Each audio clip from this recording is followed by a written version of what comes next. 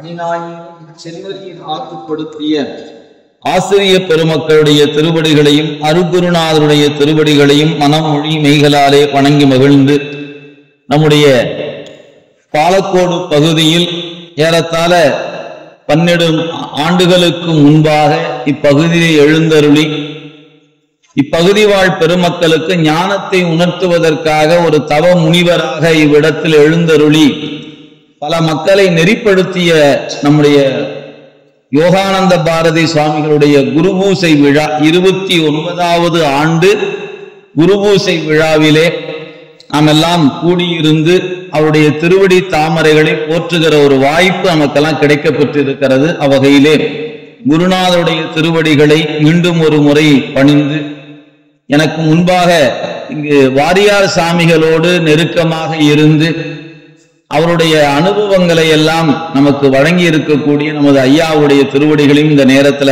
வணங்கி மகிழ்ந்து பல்வேறு தலங்களில் இருந்து வருகின்றிருக்கின்ற அடியார்களாகிய அனைவருக்கும் அடியனுடைய பணிவான வணக்கத்தை உரித்தாக்கி கொண்டு, அன்பர் பெருமக்களே, குருநாதருடைய குருபூசை விழா என்று சொல்லக்கூடிய ஒன்று ஆண்டுதோறும் இந்த மண்ணில் நமக்கு நிகழ்ந்து கொண்டிருக்கிறது. அந்த வழிபாட்டில் நாம் எப்படியாவது பங்கெடுத்துக் கொள்வது நம்ம உயிருக்கு நலம் தரும் என்பதனாலதான் இந்த விழாவானது ஆண்டுதோறும் கொண்டாடப்படுகிறது. அந்த வகையில் இன்றைய நாளில் இந்த விழாவில் கலந்து கொள்கிற வாய்ப்பை குருவருள் அடியனுக்கும் வழங்கி இருக்கிற கருணையை நினைந்து போற்றி, நம்முடைய பெருமக்கள் எனக்கு ஒரு தலைப்பை கொடுத்து அதுல சிந்திக்குமாறு பணித்திருக்கிறார்கள். மாய வாழ்க்கை மெய் என்று எண்ணி என்று ஒரு தொடர். எல்லாரும் திருவாசகத்தை முற்றும் ஓதுகிற அன்பர்கள், இல்ல பல பேர் திருவாசகத்தை நல்லா மனனமாகவே மனதுக்குள் வைத்திருக்கக்கூடிய அன்பர்கள். அப்படி இருக்கக்கூடிய இந்த அவையில இந்த ஒரு தொடர்ல குறிக்கப்பெறுகிற சிந்தனையை உங்களோடு ஏறத்தாழ ஒரு மணிக்குள்ளாக நிறைவு செய்யணும். நேராதான் கால அவகாசம்.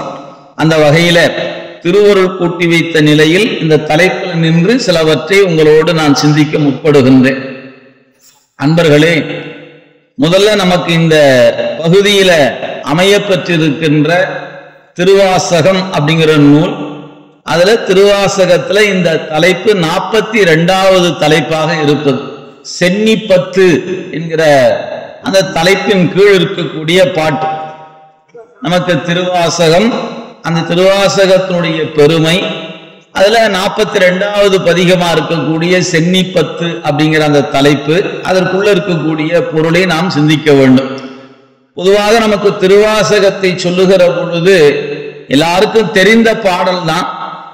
திருவாசகம் அப்படின்னு சொல்லும் பொழுதே, சிவபுராண சொல்ல தொடங்கும் பொழுதே நாம் ஒரு 4 வரி பாடல், ஐயாவோட வெண்பாவுக்கு ஒரு அழகான விளக்கத்தை நமக்கு கொடுத்ததை நீங்க கேள்விப்பட்டிருப்பீங்க. கொஞ்ச நேரத்துக்கு முன்ன பாடல்களில் ரொம்ப எளிமையாக மனதை தைக்கக்கூடிய வண்ணமாக, மனனம் வைத்துக் கொள்ளக்கூடிய வண்ணமாக இருக்கக்கூடிய வகையில வெண்பாதான் ரொம்ப சிறந்த இடத்தை பெற்றிருப்பது. அதனால பெரும் பெரும் செய்திகளை வெண்பாவிலே கொடுப்பதை நம் சான்றோர் பெருமக்கள் கடைபிடித்தார்கள். நமக்கு ரொம்ப நுட்பமான செய்திகள், நீங்க உதாரணம் சொல்லணும்னா, சைவ சித்தாந்த சாத்திரங்கள் 14 என்பதை நீங்க மனனம் செய்து கொள்ளுங்க. பேரை படிச்சு மனப்பாடம் பண்ணுவதை விட ஒரு வெண்பாவை படிச்சீங்கன்னா மனப்பாடம் பண்ணி உள்ள வச்சுக்கலாம். அவ்வளவு 4 வரியில அந்த 14 சாத்திருடைய பெயரும் இருப்பதை நீங்க உந்து களிறு உயர் போதம் என்று அந்த பாட்டு தொடங்கும். அது மாதிரி ஒவ்வொன்றுக்கும் இருக்கிறது. வள்ளுவ பெருமானை போற்றுகிற பெருமைக்குரிய பாடல்கள் வெண்பாவில் நிறைய இருக்கிறது. இப்படி வெண்பாவில சொல்லுகிற ஒரு மரபு நம்முடைய தமிழ் கூறும் நல்லுலகத்துல ஆழமான கருத்துக்களை எளிதாக பதிய வைப்பதற்கு வெண்பா பயன்படும். அது மாதிரி நமக்கு திருவாசகம் என்று சொல்லும் பொழுதே நாம எல்லாரும் பின்பற்றி அந்த பாடலை பாடாம திருவாசகத்துக்குள்ள போக மாட்டோம். தொல்லை இரும்பிறவி சூடும் தலை நீக்கி அல்லல் அறுத்து ஆனந்தம் ஆக்கியதே, எல்லை மறுவா நெறியளிக்கும் வாதவூர் எங்கோன் திருவாசகம் என்னும் தேர். இந்த 4 வரி பாடல் மாணிக்கவாசக பெருந்தகை கொடுத்தது அல்ல. பின்வந்த அருளாளர்கள் திருவாசகத்தை படித்து படித்து அதுல தோய்ந்து போனதனுடைய விளைவாக இந்த திருவாசகம் என்ன சொல்லுகிறது என்பதை எளிதாக சொல்ல வேண்டும் என்று கருதுகிற பொழுது அவர்கள் கொடுத்த ஒரு சான்றோர் கொடுத்த பாடல் தான் இந்த 4 வரி பாடல். அப்ப இந்த பாடலை என்ன சொல்லப்பட்டு இருக்கிறது அப்படின்னு நம்ம கருத வேண்டும். ஏன்னா எப்பவுமே ஒரு நூலை அந்த நூலிலுக்குரிய செய்தியை நாம அணுக வேண்டும் என்றால் நூலாசிரியன் இடத்தில் நின்று பார்க்க வேண்டும் என்பது ஒரு மரபு இருக்கிறது. நாம் ஒரு வள்ளுவரே எடுத்துக்கொள்வோம். உதாரணத்துக்காக நான் சொல்றேன், இப்ப திருக்குறள் அப்படின்னு இருக்கிறது. இத வள்ளுவ பெருந்தகை நமக்கு 133 அதிகாரமாக கொடுத்திருக்கிறார். அதுல முதல் அதிகாரமே கடவுள் வாழ்த்து தான். அப்ப வள்ளுவ பெருமானை நான் அணுகுகிற பொழுது கடவுள் நம்பிக்கையோடு இருக்கும் போதுதான் அதை அணுகணும். எனக்கு கடவுள் நம்பிக்கை இல்லைன்னு வச்சுக்கோங்களேன், நான் போய் திருக்குறளுக்கு உரை எழுதலாமான்னு கேட்டா அது ஆசிரியனுடைய பார்வையில் அது பிழை. நீயே கடவுளே நம்ப இல்லைங்கிற அவர் எடுத்தோடனே கடவுள் வாழ்த்து சொல்லித்தான் நூலையே தொடங்குறார். அப்ப அந்த எவ்வளவு ஒரு மாறாக இருக்குது, அது முரண்பாடாக இருக்கு என்பதை நாம் கருதணும். அப்ப யார் எழுதலாம் அப்படின்னு கேட்டா அந்த கடவுள் நம்பிக்கை உடையவர்கள் திருக்குறளுக்கு உரை எழுதலாம். ஏன்? அவர் கடவுளை பாடியிருப்பதனால். வள்ளுவ பெருமான் கடவுள் வாழ்த்து சொல்லாம குறட்பா சொல்லி இருந்தா யாரு வேணாலும் திருக்குறளுக்கு உரை சொல்லலாம். இதுதான் அடிப்படை.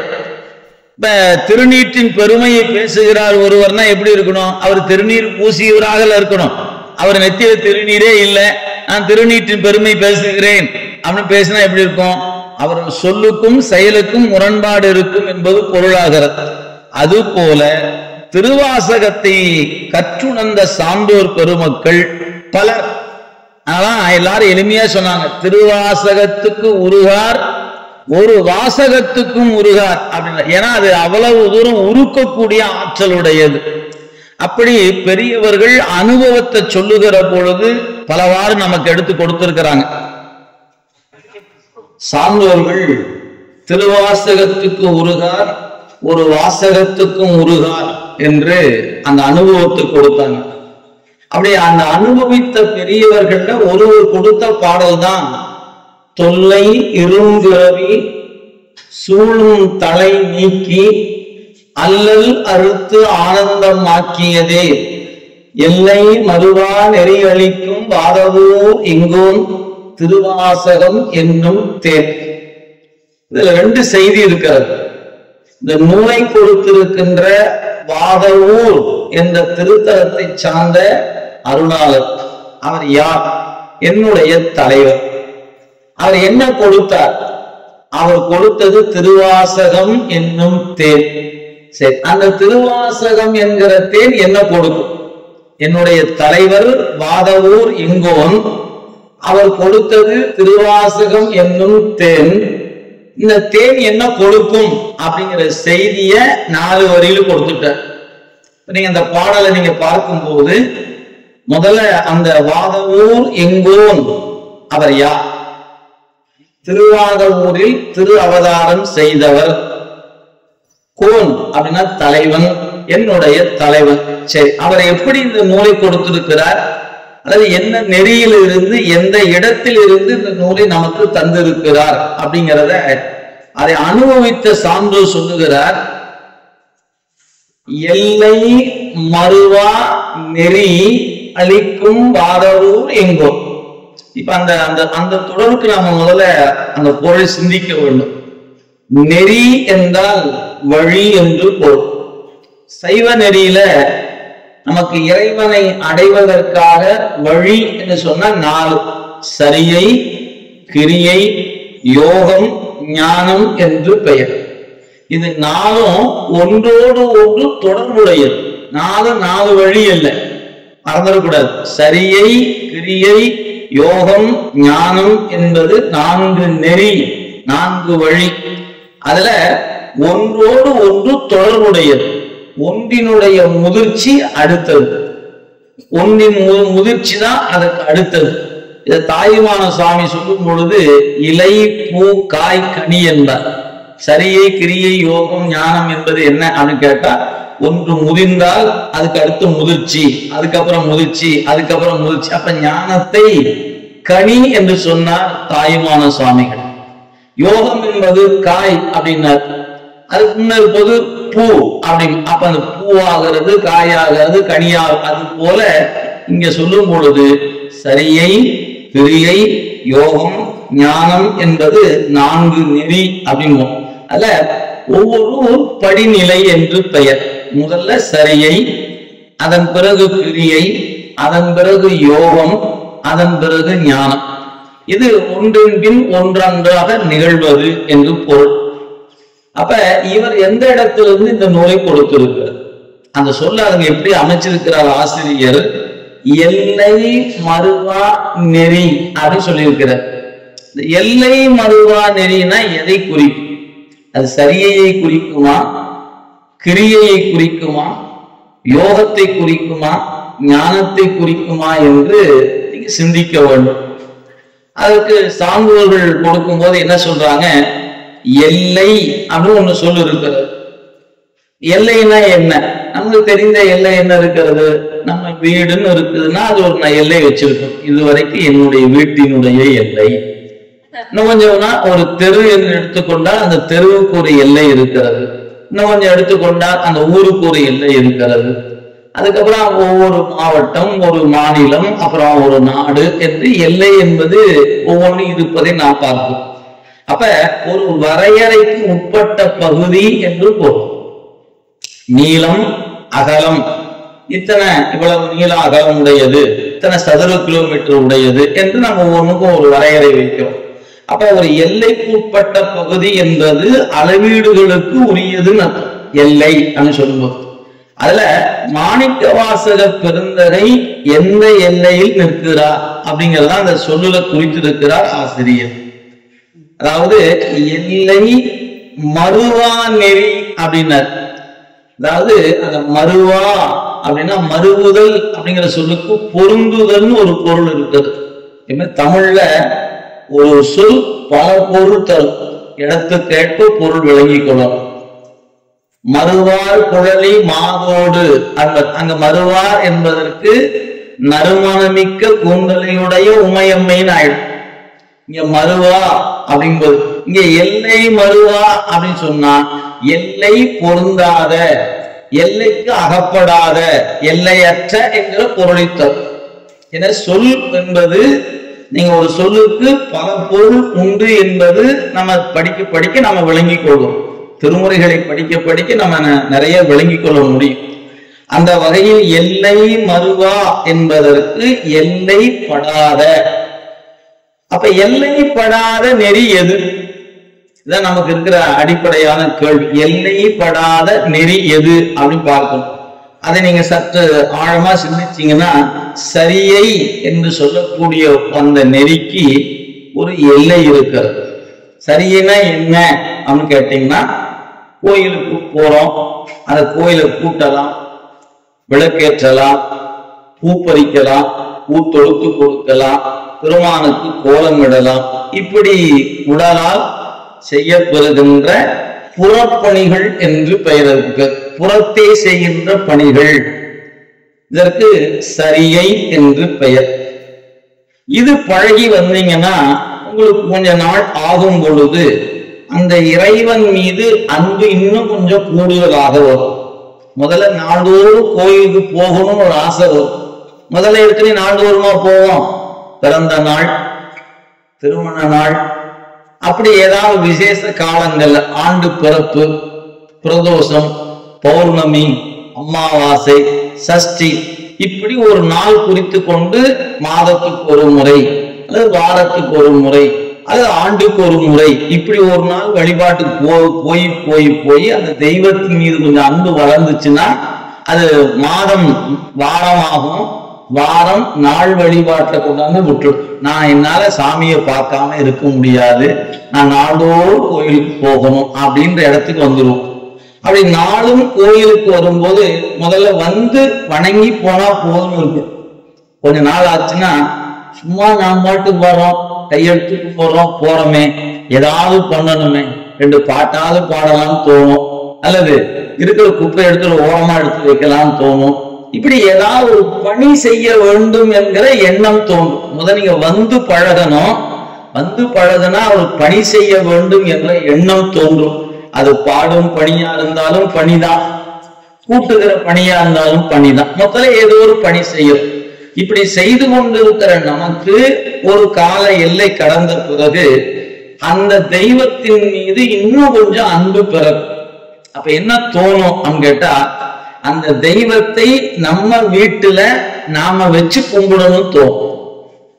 இதான் அடிப்படை. அப்ப அந்த தெய்வத்தை வீட்டுல வைத்து வணங்க வேண்டும். நம்மால முடிஞ்ச வரைக்கும் ஒரு தண்ணி ஊத்தி ஒரு பூவை வச்சு, நம்ம என்ன முடியும், ஒரு கல்கண்டோ ஒரு பொட்டுக்கடலையோ ஏதாவது ஒண்ணு சாமிக்கு ஒரு நைவேத்தியமாக வைத்து அதை மற்றவர்கள் கொடுத்து ஒரு வழிபாடு பண்ணணும் தோணும். அப்ப நீங்க முதல்ல கோயில்ல போய் பணி செய்ய வேண்டும் என்று தோன்றுவது ஒரு நிலை. அந்த தெய்வத்தை நம்ம வீட்டுல வைத்து வணங்க வேண்டும் என்று எண்ணுவது இரண்டாவது நிலை. இப்படி அந்த தெய்வத்தை நாளும் வீட்டுல தண்ணீர் விட்டு பூ வைத்து தூவ தீபம் காட்டி அமுது காட்டி அமுது ஊட்டி வழிபாடு பண்ணிட்டு வந்தீங்கன்னா நமக்குள்ள இன்னும் கொஞ்சம் அன்பு பிறந்து கொஞ்சம் கொஞ்சமா அது வளரும். அப்படி வளரும் போது என்ன தோணும்னா, இவரை நம் நெஞ்சுக்குள் வைத்து வணங்க வேண்டும் என்ற எண்ணம் ஏற்படும். அது அவ்வளவு எளிதா வாய்க்காது. ஏதேனும் ஒரு சூழல்ல அந்த வாய்ப்பு வரும். என்ன, ஒரு பணி நிமித்தம் காரணமாக ஒரு 4 நாள் ஒரு 5 நாள் நம்ம வீட்டை விட்டு வெளியே போய் தங்க வேண்டிய சூழல் ஏற்படுது. நம்ம வீட்டுல காலையில 6 மணிக்கு எழுந்தோடனே முதல் வேலையை குளிச்சுட்டு நம்ம உட்காந்து பூசை பண்ணுவோம்.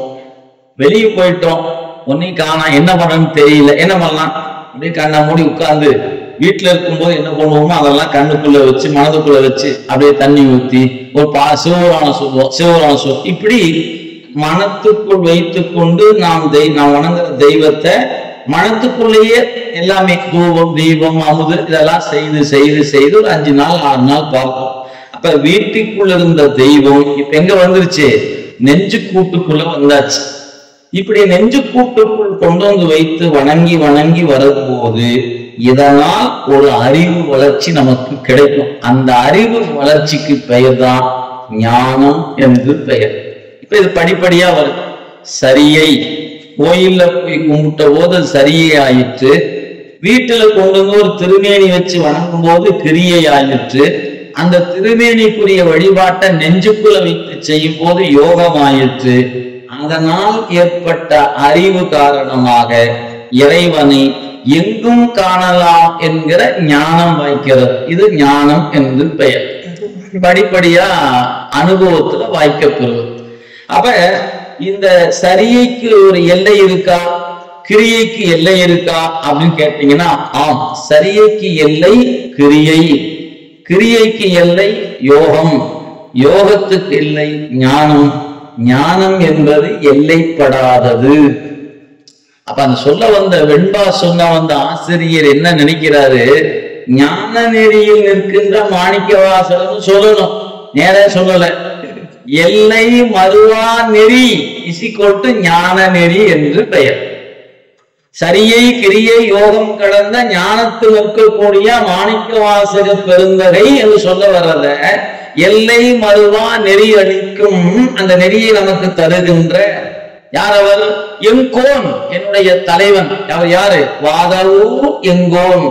இப்ப எல்லை மறுவா நெறியளிக்கும் வாதவூர் எங்கோன் அவர் என்ன கொடுத்தாரு? திருவாசகம் என்னும் தேன் தந்தார். அவர் கொடுத்தது திருவாசகம் என்கிற தேன். சரி, இது அவர் கொடுத்தது. அந்த தேன் எனக்கு என்ன தரும் அப்படிங்கும்போது முதல் 2 சொன்னார். தொன்று தொற்று வருகிற பிறவி, அதுதான் தொல்லை அப்படின்னு சொன்னார். இந்த தொல்லை என்ற சொல்லுக்கு 2 பொருள் இருக்குதுங்க. ஒன்று, நமக்கு யாராவது இடையூறு பண்றது இல்லைங்களா, அதுக்கு பேர் தொல்லைன்னு சொல்லி நாம் உட்கார்ந்து இருக்கிறோம், குழந்தையை கூட்டிட்டு வந்திருப்போம், கொஞ்ச நேரம் கழிச்சு போலாம் வீட்டுக்குன்னு சொல்லியிருப்போம், மணி ஆகி போச்சு, போலாம் அம்மா போலாம் அம்மா போலான்னு அது பின்னாடி இருந்து குத்திக்கிட்டே இருக்கும். சே, தொல்லை பண்ண தோணு பின்னாடி இரு அப்படின்னு, அதுவும் தொல்லை தான் இல்லைங்களா. நம்ம அதுக்கு டிஸ்டர்ப் அப்படின்னு வச்சிருக்கோமா இல்லையா. அப்ப அந்த தொல்லை ஒண்ணு இருக்குது. இது அதை சொல்லல. இங்க தொல்லை என்பதற்கு பழமை என்று பொருள், தொன்மை. அப்ப நமக்கு பிறவி என்று சொல்லக்கூடிய ஒன்று, இப்ப இன்னைக்கு இந்த மனித சட்டை எடுத்திருக்கோமே, இந்த பிறவி தானே என்ன? இல்ல, இதற்கு முன்ன வேறொரு பிறவி இருந்துச்சு, அதற்கு முன்னாடி வேறொரு பிறவி. இப்படி தொடர்ந்து வருகிற பிறவி என்பது அடுத்தடுத்து வந்து கொண்டிருப்பதனால இது பழமையான பிறவி, தொல்லை அப்படின்னார். இரும்பிறவினர், இரு என்பதற்கு ரெண்டுன்னு பொருள் அல்ல, பெரிய மொத்தம். இது தொடர்ந்து வருகிற பெரிய பிறவி, ஒண்ணு சின்ன பிறவில இல்ல, பெரும் பிறவியா இருக்குது. தொல்லை இரும் பிறவி. இந்த பிறவிக்கு என்ன காரணம் அப்படின்னா தலை. இந்த தலை என்ற சொல்லுக்கு பாசம் என்று பொருள். சைவ சித்தாந்தத்துல பாசம் என்று சொன்னா 3 பொருள் இருக்கிறது: ஆணவம், கன்மம், மாயை. ஆனா பொதுவா பாசம் சொன்னீங்கன்னா ஆணவத்தை தான் குறிக்கும். நீங்க மலம் என்றால் அது ஆணவத்தை தான் குறிக்கும். நீங்க அதை பிரித்து காட்டணும்னு சொன்னா கன்ம மலம், மாயா மலம் என்று சொல்லணும். பொதுவா மலர் அப்படின்னு சொன்னா ஆணவம் என்று பொருள். இது போல மலர் என்றால் அது தாமரையைத்தான் குறிக்கும். நீங்க மலர்ன்னு சொன்னீங்கன்னா அது தாமரை தான். நீங்க பிரித்து சொல்லணும்னா மல்லிகை மலர், முல்லை மலர், செண்பக மலர் அப்படி சொல்லணும். சொல்லாம வெறும் மலர்னு சொன்னீங்கன்னா அது தாமரை குறிக்கும். அப்படித்தாங்க. மலம் என்றால் ஆணவத்தை தான் குறிக்கும். அதுக்கு பேரு தான் மலம் என்று பெயர். அப்ப தொடர்ந்து பிறந்து இறந்து பிறந்து வருகிற இந்த சூழல் இருக்கிறதே எதனால் ஏற்படுகிறது? இந்த மலம் காரணமாக ஏற்படுகிறது. தொல்லை இரும் பிறவி சூடும் தலை. இந்த தலை என்று சொல்லக்கூடிய ஒன்றால் தான் பிறவி நமக்கு வாய்க்கிறது. இத மாணிக்கவாசக பெருந்தகை திருவாசகத்துக்குள்ள சொன்னார். அவருடைய நூலை படித்த சான்றோர் தன்னுடைய பாட்டை சொல்றார். இதைத்தான் எங்க தலைவர் சொல்லி இருக்கிறார் யா அப்படின்னு சொல்ல வர்றார். இதை நீங்க அப்படியே திருக்குறள் ஒப்பீடு பண்ணி பார்த்தீங்கன்னா பிறப்பு என்பது பேதமையினர், பிறப்பென்னும் பேதமை நீங்க சிறப்பென்னும் செம்பொருள் காண்பது அறிவினர். பிறப்பு எதனால் ஏற்படுகிறது அப்படிங்கிற கேள்விக்கு வள்ளுவர் பெருந்தகை சொல்லுகிறார், அறியாமை காரணமாகத்தான் நாம் பிறக்கிறோம். பிறப்பு என்னும் பேதமை, பேதமை என்பதற்கு அறியாமை என்று பொருள்.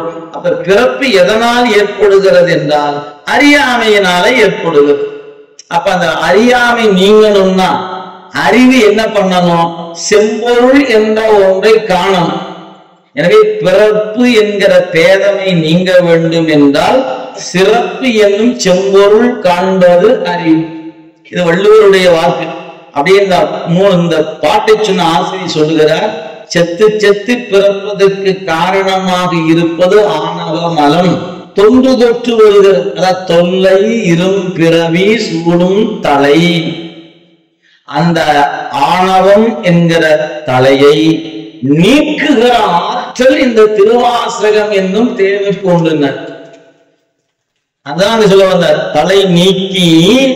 அப்ப ஆணவ மலத்தை நீக்கி அல்லல் அறுத்து. அல்லல் என்றால் துன்பம் என்று பொருள். துன்பம் என்பதற்கு கர்ம அனுபவம் என்று பொருள். அது வினை என்று பொருள். எனவே ஆணவ மலத்தை நீக்கி அதுக்கப்புறம் துன்பத்தை வேறறுத்து அதுக்கப்புறம் என்ன செய்யும் அவங்க கேட்டா அந்த அல்லல் அறுத்து ஆனந்தம் ஆக்கியதே அப்படின்னாரு. ஆனந்தம் ஆக்கியதே அத பொருள் செய்யும் போது சொல்லுவாங்க, ஆனந்தமே ஆக்கியது. அந்த ஏகாரத்துக்கு கொண்டு வந்து ஆனந்தத்துல சேர்க்கணும். ஆனந்தமே ஆக்கியது எது? திருவாசகம் என்னும் தேன். அப்ப என் தலைவன் கொடுத்த ஞான, அவர் எப்படி கொடுத்தாரு? ஞான நெறியிலே நின்று திருவாசகம் என்கிற தேனை தந்தார். அந்த திருவாசகம் என்கிற தேன் எனக்கு என்ன தரும் என்று சொன்னால் அது என்னுடைய ஆணவமாகிய பிறவிக்கு காரணமாகிய தலை அறுத்து துன்பத்தை நீக்கி எனக்கு ஆனந்தமே ஆக்கிவிடும் என்று திருவாசகத்தின் பயனை ஒரு சான்றோர் 4 வரிகள்ல கொடுத்திருக்கிறார். அப்ப நம்ம இந்த 4 வரிகள் அதுல சொல்லப்பட்ட ஆழமான கருத்தை நெஞ்சில பதிய வைத்துக் கொள்ளும். இது திருவாசகத்துக்குள்ள இருக்கிறது. நீங்க பல பாடலை இந்த 4 வரிக்கு திருவாசகத்துக்குள்ள இருந்து கொண்டு வந்து பொருள் சொல்லலாம். எளிமையா சொல்லுங்க, இன்பம் பெருக்கி இருளகற்றி எஞ்ஞானும் துன்பம் தொடர்வறுத்து சோதியாய் அன்பமைத்து. இந்த குணா பொறுத்துவே இந்த பாட்டுக்கு பொருந்திரும். இன்பத்தை பெருக்கி ஆனந்தமே ஆக்கியது. என்ன செய்? இன்பம் பெருக்கி இருளகற்றி தலை நீக்கி. இப்படி கொண்டாந்து பொருத்தி பொருள் சொல்லலாம்.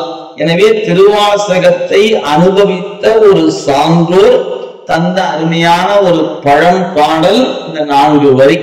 அப்ப நம்ம திருவாசகத்துக்குள்ள போகிறோம்னா இந்த 4 வரியை ஒருவாறு தெரிந்து கொள்ளணும். பாட்டை படிச்சா மட்டும் பத்தாது, இந்த பாட்டில் சொல்லப்பட்ட செய்தியையும் மனதுக்குள்ள தக்க வைத்துக் கொள்ளும். அப்ப நமக்கு திருவாசகத்தை நாம் பாராயணம் செய்வதன் வழி நமக்கு என்ன கிடைக்கும்னா, ஆணவ மல சார்பு அறுபடும், கர்ம மலம் பக்குவப்படும், உடம்பாகிய மாயாமலம் இதுவும் பக்குவப்பட்டு நம்மை ஆனந்தமே ஆக்கிவிடும். அப்படி ஒரு ஆற்றல் இந்த திருவாசகம் என்னும் தேனுக்கு உண்டு என்பதுதான் பெரியவர்கள் தந்திருக்கிற பொருள். இப்ப நம்ம திருவாசகம் அப்படிங்கிறதுக்கு ஒரு அந்த நூல் தருகிற பயன். சரி, திருவாசகம் என்பது என்ன அப்படின்னு கேட்டா, வாசகம் அப்படின்னு சொல்றோம் இல்லைங்களா? வாசகம் அப்படின்னா அதாவது ஒரு எழுத்து, பல எழுத்துக்கள் கூடி ஒரு சொல்லாகும், பல சொல் கூடி ஒரு வாக்கியமாகும், பல வாக்கியங்கள் கூடி ஒரு வரிகளாகும், பல வரிகள் கூடி ஒரு பாடலாகும். இது அடிப்படை. சொல்லாக இருந்து எழுத்தாக நின்று எழுத்து சொல்லாக வேண்டும், சொல் சொல் தொடராக வேண்டும், அந்த சொல் தொடர் ஒரு வாக்கியமாக, பிறகு அது 4 வரிகளாக, அது பாடலாக இன்னைக்கு வந்து நிற்க. அப்ப வாசகம் என்ற அதுக்கு என்ன பொருள் அப்படின்னு கேட்டீங்கன்னா, திருவாசகம் என்று சொல்லக்கூடிய அந்த சொல்லுக்கு பொருள் என்னன்னு கேட்டா, திருவாகிய சிவத்தை நமக்கு பெற்று தருகிற அருமையான அனுபவத்துக்குரிய ஒரு நூல். இங்க வாசகம் என்பது நூலை குறித்தது. அவர் சொன்ன அந்த திருவாசகம் என்கிற தேனை குறித்தது. அந்த வாசகம் இது வாக்கு என்கிற அடிப்படையில் வந்ததான் வாசகம் என்பது.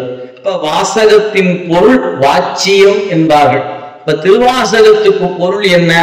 நடராச பெருமானே திருவாசகத்துக்கு பொருள். இதான் அவருடைய வரலாறு நிறைவு செய்து காட்டுகிற இடத்துல உங்களுக்கு தெரிந்த செய்தி தான். தில்லையில் தங்கி இருந்த காலத்துல இறைவனே வருகிறான். நீ இறைவன் மீது பாடிய பாடலையெல்லாம் நீ பாடும், நான் படியெடுத்துக் கொள்கிறேன் என்று அமர்ந்து இறைவன் கைப்பட எழுத தொடங்குகிறார். முடித்த பிறகு அவரே எழுதுகிறார். மாணிக்கவாசகன் சொல்ல அழகிய திருச்சிற்றம்பலம் உடையான் எழுதியது என்று கைச்சாந்து இட்டு பஞ்சாக்கர படியில கொண்டு வைத்தார் என்று பார்க்கிறோம். அதன் பிறகு தில்லைவாழ் அந்தணர்கள் ஓலைச்சுவடியை பார்த்தாங்க, வியந்து நின்றார்கள். இதற்கு பொருள் என்ன என்று பெருமானை கேட்ட பொழுது அவர் வந்தா இதுக்கு பொருள் சொல்வார்னா எல்லாரும் போனாங்க, அவரை விழுந்து வரவேற்றார்கள். என்ன? அப்பதான் அவருக்கே தெரியுது, நேற்று வந்தது கூத்த பெருமான் தான் வந்து எழுதி கொண்டு சென்றார் என்று. சரின்னு வந்தார். இதற்கு பொருள் இதோ இவனே அப்படின்னு காட்டினார். காட்டியது மட்டுமல்ல, காட்டும் பொழுதே அவனோடு கலக்கவும் செய்தார். அப்ப என்ன பொருளாகிறது? திருவாசகம் என்ற நூலுக்கு பொருள் கூத்த பெருமானே. இது ஒரு பொருள். இன்னொரு பொருள் இறைவனோடு கலத்தலே திருவாசகத்தின் பொருள். ஏன்னா இது அனுபவ நூல். ஏன்? இதுல இறைவனே குருவாக வந்தார், இறைவனே அவருக்கு ஞான உபதேசத்தை கொடுத்தார். அந்த உபதேசத்தை பெற்ற அவர் அந்த ஞான நெறியில நின்று திளைத்து, தான் திளைத்த அந்த அனுபவத்தை நாம் பெற வேண்டும் என்பதற்காக இறைவன் அவர் என்ன பண்ணிட்டாரு? அவர் வழியாக நமக்கு ஒரு உதவி செய்வதற்காக அவரை இருத்தி வைத்தார். அதான் அவரை இரு என்று சொன்னதில் பொருள் எனக்கு விளங்கலன்னு. எல்லாரையும் வாங்க கூப்பிட்ட சாமி, என்ன மட்டும் ஏன் கோலமா தரு பொதுவினில் வருகன்னு கூப்பிட்டானே எனக்கு தெரியலன்னு அழுதார். அவரை மட்டும் இறைவன் அந்த சோதியில அழைத்து கொண்டு போயிருந்தால் நமக்கு இன்னைக்கு என்ன கிடைத்திருக்காது?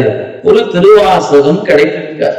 அப்ப சிந்திச்சு பாருங்களேன், நமக்கு திருவாசகம் கிடைக்க வேண்டும் என்பதற்காக அருட்குலாத்தை விட்டு பிரிந்திருந்த பிரிவில் தவித்தவர் மணிவாசக பெருமான். ஒப்பற்ற குருநாதனை பிரிந்து தவித்தவர் மணிவாசக பெருமான். அந்த ஞானியினுடைய தவிப்பு தான் நமக்கு ஒரு வாசகமாக கிடைத்தது. என்ன தெரிகிறது?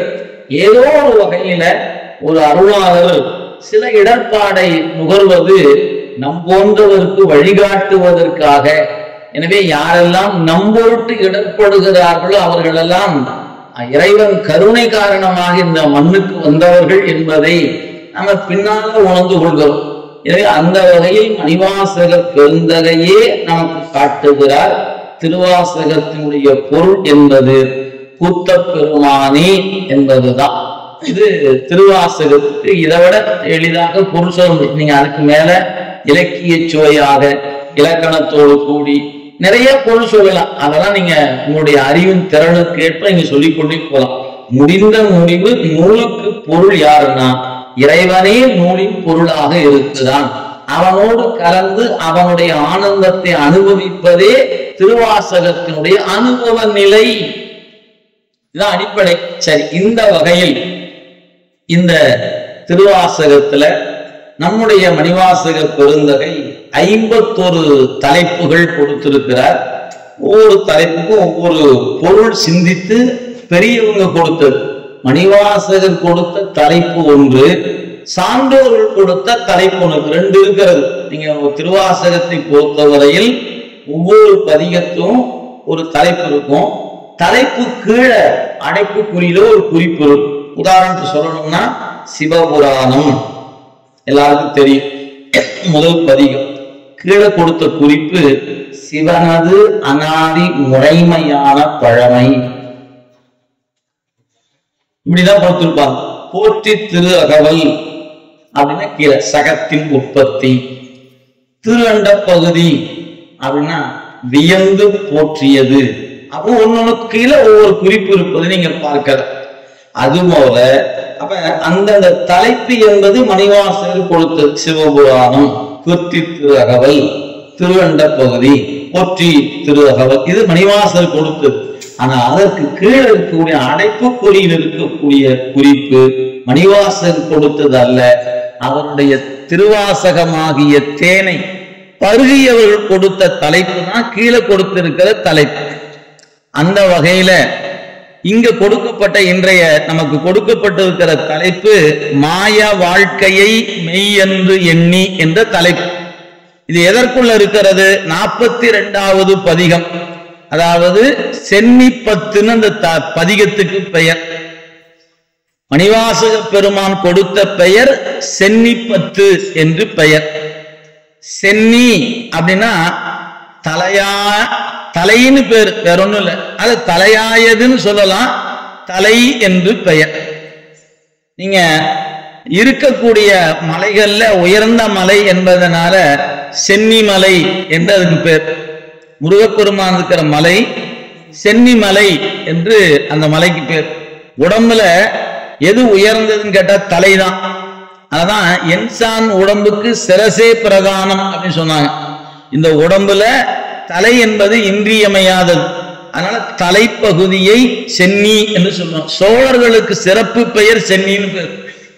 சென்னி என்ற பெயர் சோழ பேரரசர்களுக்கு சிறப்பு பெயராக போற்றப்பெறுகிற பெயராக இருப்பது. அந்த வகையில் மணிவாசக பெருமான் இந்த பதிகத்துல அந்த தலைப்பை சொல்லும் போது சென்னிப்பத்துன்னு பேர் வச்சார். இப்ப தலை அப்படின்னு ஆயிடுச்சு. அதுல 10 பாட்டு. அப்ப அந்த தலையில இருக்கக்கூடிய குறிப்பாக எதை சொன்னாரு? என்னுடைய பெருமானுடைய திருவடி தாமரைகள் என் தலை மீது இருக்கின்றன என்று 10 பாட்டு. சென்னியில் அது விளங்கி நிற்கிறது, சென்னியில் திகழ்ந்து நிற்கிறது, சென்னையில் மலர்ந்து நிற்கிறது என்று இந்த பதிகம் முழுக்க மணிவாசக பெருமான் அந்த குறிப்பை கொடுத்திருக்கிறார். அப்ப சென்னிப்பத்து என்பதற்கு பொருள் என்னன்னு கேட்டா, இறைவனுடைய திருவடி தாமரைகள் என் தலை மீது இருக்கின்றன என்ற உணர்வில் பாடிய பதிகம். நீங்க பார்க்கணும். பதிகத்துக்கான தலைப்பு இது. நம்முடைய மணிவாசக பெருமான் மட்டும் இப்படி சொன்னார் நினைச்சுக்காதீங்க. மற்ற பெருமக்களும் இந்த குறிப்பை அவங்க வாக்குல கொடுத்திருக்கிறாங்க. ஞானசம்பந்த பெருந்தகை தில்லையில நெல்வாயில் ஒரு தலம் இருக்கு, அறத்துறை, நெல்வாயில் அறத்துறை, அங்க நெல்வாயில் அப்படிங்கிற ஒரு தலம் ஒன்று இருக்கு. தில்லையினுடைய அண்ணாமலை யூனிவர்சிட்டி பக்கத்துல இருக்கிறது அந்த தலம், அறத்துறைன்னு பேர், அதுக்கு பேர். அந்த அறத்துறை ஆகிய தலத்துல பாடிய பாடல்ல ஒவ்வொரு பாடலிலும் அவர் குறிப்பிடுகிறார், எமது உச்சியாரே. இந்த பெருமான் யார் தெரியுமா? என் தலைமையில இருக்கிறார், அறத்துறையில் இருக்கிற இறைவன் என் தலை மீது இருக்கிறான் என்று நம்முடைய திருஞான சம்பந்த பெருந்தகை தன்னுடைய திருப்பதிகத்துல பல இடங்கள் உண்டு. ஒரு இடம் சொல்வதற்காக அந்த குறிப்பு. அதுபோல திருநாவுக்கரசு பெருமானை எடுத்துக்கொண்டீங்கன்னா அவரும் பல இடங்களை குறித்திருக்கிறார். நல்ல தெரிந்த பாடல் மனத்தகத்தான், தலைமேலான், வாக்கின் உள்ளான் என்று காலத்தில பான தாண்டகத்துல சொல்றார். மனத்து அகத்தான், தலை மேலான், தலைக்குள்ளான் சொல்லல, தலை மேலான் அப்படின்னார். மனத்தகத்தான், தலைமேலான், வாக்கின் உள்ளான், வாயார தன்னடியே பாடும் தொண்டர் இனத்தகத்தான், இமயவரம் சிரத்தின் மேலான், ஏழண்டத்து அப்பாலான், இப்பாச்செம்பன் புனத்தகத்தான், நறுங்கொன்றை போதினுள்ளான், பொறுப்பிடையான், நெருப்பிடையான், காற்றினுள்ளான், கனத்தகத்தான், கைலாயத்து உச்சியுள்ளான், காலத்தியான், அவன் என் கண்ணுளானே என்று திருநாவுக்கரசு பெருந்தகை அருளியிருக்கிறார். அதுல சுந்தரமூர்த்தி சாமியுடைய தேவாரத்துல பாத்தீங்கன்னா பல இடங்கள் உண்டு. அவரு வைத்தனன் தனக்கே தலையும் என் நாவும் நெஞ்சும், வைத்தனன் தனக்கே தலையும் என் நாவும் என் நெஞ்சும் அப்படின்னார். அப்படி இறைவனுடைய கருணையை உணர்ந்திருக்கிற அருளாளர்கள் இறைவனுடைய திருவடி தாமரை என்னிடத்தில் எப்படி விளங்கி தோன்றுகிறது என்று சொன்னால், என் அறிவுக்குள்ளும் என் தலை மேலும் இருக்கிறது என்கிற கருத்தை பெருமக்கள் பதிவு செய்கிறார். ரெண்டு இடம் ஏன் சொல்லணும்? சிரத்துள்ளும் சிந்தையுள்ளும் வந்து தங்கவேம்பாங்க. சிரத்துள்ளும் சிந்தையுள்ளும் வந்து தங்கவே என்ன மாதவம் செய்தனை நெஞ்சமே என்று ஞான நம்முடைய அப்பர் சுவாமிகள் அருளி இருப்பதை நீங்க பார்க்கலாம். எந்த மாதவம் செய்தனை நெஞ்சமே என்றும் அருளி இருக்கிறார், என்ன மாதவம் செய்தனை நெஞ்சமே என்றும் அருளி இருக்கிறார். இந்த ரெண்டு இடத்துல அவர் சொன்ன செய்தி என்னன்னு கேட்டா, இறைவனுடைய திருவடி தாமரை என் தலை மீதும் என் அறிவினுள்ளும் வந்து தங்கி நிற்பதற்கு நெஞ்சே நீ என்ன தவம் செய்திருக்கிறாய் என்று அருள் செய்கிறார் திருநாவுக்கரசு பெருமான். அப்ப ஞானிகள் எல்லோருமே அதை அனுபவிக்கிறார்கள். இறைவன் எங்கே இருக்கிறான் அப்படின்னு கேட்டா, என் தலை மீது இருக்கிறான், என் அறிவுக்குள் இருக்கிறான், என் நெஞ்சுக்குள் இருக்கிறான் என்பதை அவர்கள் அனுபவமாக உணர்ந்தாங்க. அதனால அவங்க அந்த உணர்வுல பாடுவது போல மாணிக்கவாசக பெருந்தகை இறைவனுடைய திருவடி தாமரைகள் என் தலை மீது இருக்கிறது என்கிற உணர்வில் 10 பாட்டு பாடினார். அதான் இந்த தலைப்பு 42வது தலைப்பு சென்னி 10ன்னு அதுக்கு பேர். அதுக்கு சான்றோர்கள் ஒரு பெயர் வைத்தாங்க, சிவ விளைவு.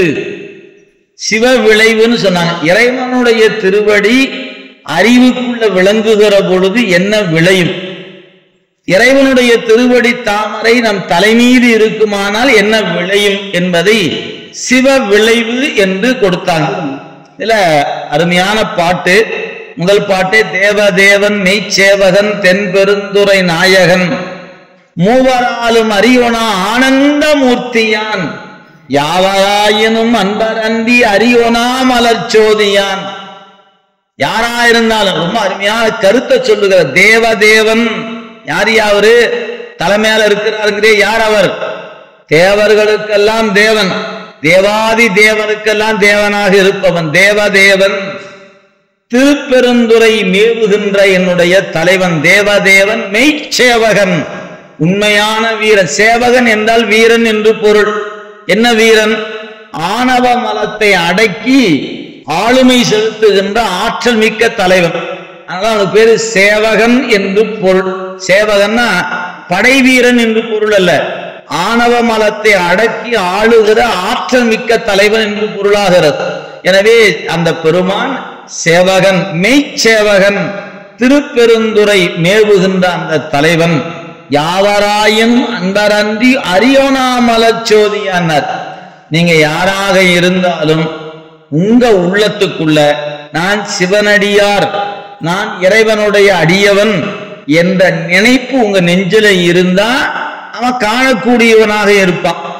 ஒருவேளை உங்க உள்ளத்துல சிவனடியார் என்கிற நினைப்பு உங்களிடத்தில் இல்லை என்றால் நீ யாராக இருந்தாலும் அவனை காண இயலாது.